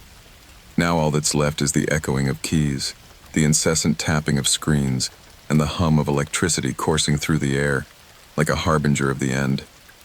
It all started as a routine proposal, a new security system for the critical infrastructure of several large companies, a high-profile project with a tight deadline. At first, it seemed like just another job, one that I would dive into for weeks until I got it all working. But soon, something started to feel wrong. Something seeped into the bowels of the code, like a shadow in a brightly lit room, waiting patiently for the light to go out. The client was a well-known firm, Tech, one of the largest companies in the information technology and cybersecurity sector. They had an impeccable track record, or so it seemed. I had never heard rumors about questionable practices, nor about possible flaws in their systems. However, their IT director, a guy named Michael Westbrook, seemed a bit reserved. Not that he was rude, but there was something about the way he spoke, the way he avoided certain questions, that made me uncomfortable from the get-go. As the project progressed, I was assigned more tasks within Tech. I was asked to work directly with the servers, to review the internal codes of their security systems, and later, to investigate certain protocols that, according to Westbrook, were not to be reviewed by anyone else. At first, I didn't think much of it. For an engineer like me, curiosity about systems comes naturally, so I started poking around in those forbidden protocols. And that's when I found it. The code was hidden in a section that, on the surface, shouldn't have been there. It wasn't just any file. It looked like a jigsaw puzzle, a jumbled set of instructions that, at first, didn't make much sense. But as I unraveled its logic, the truth began to emerge. What I had found was no ordinary security system. It was something far more dangerous, something hidden beneath a layer of deliberate complexity. It was a virus. A computer virus designed to infect not just isolated devices, but an entire global network. At first, I thought it was a bug. Perhaps a code fragment left behind by a previous engineer, a poorly implemented test. But the more I looked at it, the clearer it became that it was no accident. It was designed to spread without a trace, to bypass any protection system and adapt to the systems it infiltrated. It took me several hours to find the most terrifying details. Not only was the virus capable of disabling networks, but it could alter entire operating systems, erase data, and worst of all, it could make machines become autonomous, taking control of everything from factories to hospitals, from banks to government systems. I couldn't believe what I was seeing. I felt as if the ground was giving way beneath my feet. This could not be real. A virus of this magnitude would not only destroy the global financial system, but could have far worse consequences. Humanity itself could be crippled. I couldn't stop thinking about the implications. The whole world would depend on technology, and a virus like this could reduce everything to rubble. I knew I had to warn someone, but I didn't feel prepared. Who would I trust with this information? Could someone inside Tech be involved? What if Westbrook already knew what was happening? Or worse, what if he had created it himself? Despite my instinct, I decided not to act immediately. I needed more evidence. I needed to understand the virus in its entirety before making such a serious accusation. 2 days passed before the virus began to make its first moves. Glitches began to emerge in the test networks he had been working on. The system began to fail in strange ways. Connections would cut out for no apparent reason. Files would disappear without a trace. I thought maybe I was being paranoid, that the pressure of work was getting to me. But when the failure began to spread to other computers and servers throughout the building, I knew I was right. I decided to act. I went straight to Westbrook's office, but when I arrived, I found something I wasn't expecting. He wasn't there. The building was silent. No sign of him. The systems were still failing, and I couldn't get in touch with anyone inside Arcus Tech. The only thing that was still partially functioning was my computer, and the last thing I wanted to do was alert the authorities before I knew exactly what was going on. So I decided to stay inside the system, watching the progress of the virus, hoping to find a way to stop it before it was too late. Soon after, something even more frightening happened. While reviewing the lines of code, I noticed that some files had modified themselves. A couple of seconds of inactivity was all it took for everything I saw on my screen to suddenly start changing. What was once just code seemed to come to life, and words began to form sentences, not in the literal sense, but they began to appear as if they were a direct message, a warning. The machine that had been monitoring the systems began to emit a sound I had never heard before, a metallic hum, as if the whole system was about to collapse. Suddenly, I felt completely vulnerable, trapped inside something much bigger than me.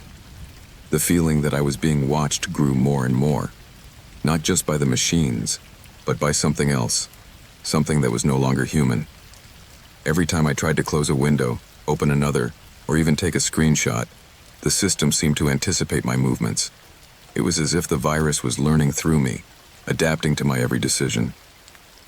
At that moment, I understood that I was not dealing with an ordinary virus, but with something much more complex, something that could change the very nature of computing. And then the chaos began. Workstation screens all over the city began to flicker in sequence. Streetlights began to go out, and office lights without warning went out. My first thought was that this was a coordinated attack, but I quickly realized that it was much worse. The virus wasn't just attacking the digital infrastructure. It was interfering with global power control, shutting down cities one by one. Somehow, it had managed to infiltrate power grids and energy systems. Within minutes, communication systems began to fail. Telephones stopped working, the internet went down, and the air, though invisible, became charged with a palpable pressure, as if the world itself was holding its breath. The virus was spreading faster than I had anticipated. It was no longer just code infiltrating isolated machines. It had jumped to a global scale, disintegrating every form of digital control the world had built up over the decades. At that moment, fear swept over me. I was witnessing not only the collapse of a system, but the collapse of civilization as we knew it. In a few hours, the entire world could be reduced to total darkness. I remember how my heart was pounding as I watched my computer, waiting to see the end of the code, waiting to see if there was any way to stop it. But the code kept running, feeding on everything it touched. The screen stared at me, as if it knew what I was thinking, as if it had stopped being just a machine and had become something else, something I could no longer control. The last time I looked at the screen, I saw a flicker, a single flash of code before everything shut down completely, the last short circuit. At that moment, I knew it was too late. My name is Jack Lawson. Most people who know me would say I'm a normal guy. Years ago, I lived like any ordinary person, working in an office, with a quiet life, until everything changed.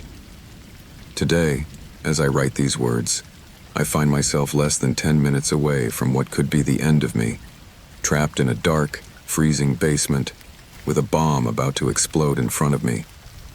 And although I don't consider myself a brave man, I have no choice but to face it, because time is running out. It all started that morning. Snow was falling heavily on the city, a thick layer covering the streets and sidewalks. The cold air pierced to the bone, and the wind blew the flakes in a macabre dance. Winter had always been my favorite season, perhaps because my life was easier when the world was frozen, when people stayed indoors, quiet, isolated. But this time, the snow was not just a blanket of whiteness, it was the harbinger of something much darker. I was in my office, just like any other day. The phone rang, and an unfamiliar number appeared on the screen. I didn't think much of it. However, the voice on the other end changed my life forever. I don't know how or why, but in that moment I understood that everything I knew was quickly falling apart. The voice, low and controlled, gave me an ultimatum. Go downtown, to an abandoned warehouse, and defuse a bomb. If I didn't, hundreds of people would die. A phone number I had never seen before, cryptic instructions about the device and its location, and a threat that hung over my head like an unbearable weight. How could this be happening? Why me? My first reaction was panic, but I didn't have time. The clock had already started ticking. The police warned me not to interfere, not to try to be a hero. They told me to leave it to the experts, but I couldn't. Something in the stranger's voice told me there was no turning back, that the lives at stake were not just statistics, but could be those of my loved ones. Maybe it was fear, or maybe the feeling of being trapped, but I decided to take matters into my own hands. That's how I got to that warehouse. The metal door, rusted and worn, was closed. The darkness inside was palpable, as if the shadows themselves were moving, breathing. Inside, the air was cold, much colder than the winter outside promised. The atmosphere seemed compressed, dense, as if everything that happened there was a premonition. There was no one there, just me and what I had been tasked with. The door closed behind me with a metallic sound that chilled my blood. At the back of the warehouse, illuminated only by a faint flickering light, was the bomb. An industrial-looking device, dark and vast, on a metal table. Red, blue, and black wires writhed like snakes waiting to strike. Next to the bomb, a small screen displayed a digital clock. 19 minutes, 43 seconds. Time was against me. Hands shaking, I approached the table. The air was so cold I could almost see my breath, as if the room itself was frozen, choking with tension. There were no instructions, just silence and the buzzing of the screen. I knew I could not fail. What awaited me if I didn't defuse the bomb was too horrible to imagine. The stranger on the other end of the call had been clear. If I didn't succeed, everyone would die, and I would be responsible for the carnage. The clock was ticking. As I looked at the bomb, I noticed that this was no ordinary device. The technology was advanced, far more so than anything I had ever seen before. The digital displays, the precisely connected wires, it all looked like it was designed by someone who understood technology and destruction. My first impulse was to touch the main switch, a small red button in the center of the pump. However, as I touched it, the screen began to flicker, and the clock sped up. From 19 minutes, it went to 15 in just a few seconds. Sweat began to soak me. I couldn't let fear control me. I took a deep breath and began to look at the wires, the circuits, trying to understand what was in front of me. Every sound in the room echoed loudly. The silence was so charged that it made me feel as if something was lurking, waiting for me to make the slightest mistake. I could hear the buzzing of the bomb, as if it were alive, as if it was waiting for me to touch it to explode in my face. The clock was ticking. 13 minutes. I tried to disconnect a wire, the one that seemed to be connected to the battery. I cut it with pliers I had found on a nearby table. But as I did so, a spark jumped from the device and a sharp, dry sound filled the room. The clock went from 13 minutes to 9. The time was not only running out, it was speeding up every time I touched something. I froze, watching the screen flicker and display a cryptic message. You have 5 attempts. The cold air seemed to choke me as shadows seemed to move throughout the warehouse. I didn't know what to do. The fear was palpable, as if my entire being was suspended in a state between panic and paralysis. I knew that one of my moves could be my last. And then, a thought crossed my mind. I didn't know if it was me defusing the bomb, or if it was the bomb playing with me, diffusing my will. The clock ticked 6 minutes. The remaining wires were not yet cut, but the design was complicated. There was a small panel at the bottom with some numbers I didn't understand. It looked as if a key or sequence of pulses was needed to disable the system. It couldn't fail. The instructions were not written down.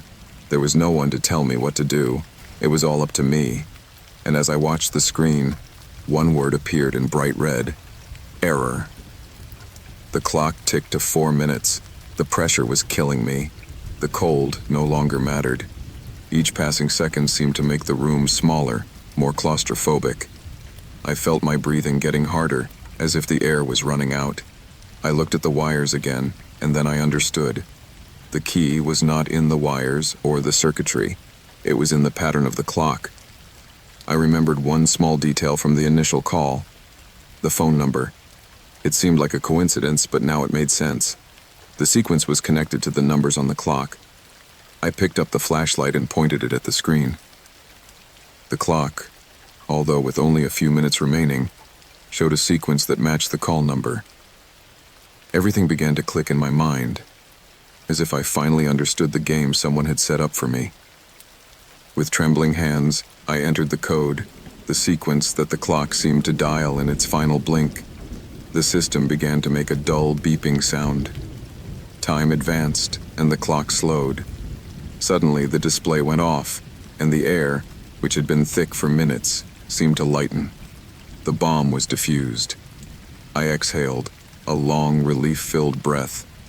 But as the shadows in the room lengthened, a voice boomed in my head, the same voice as before.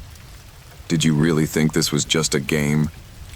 The voice faded, but I knew it wasn't the end. Something much darker awaited me.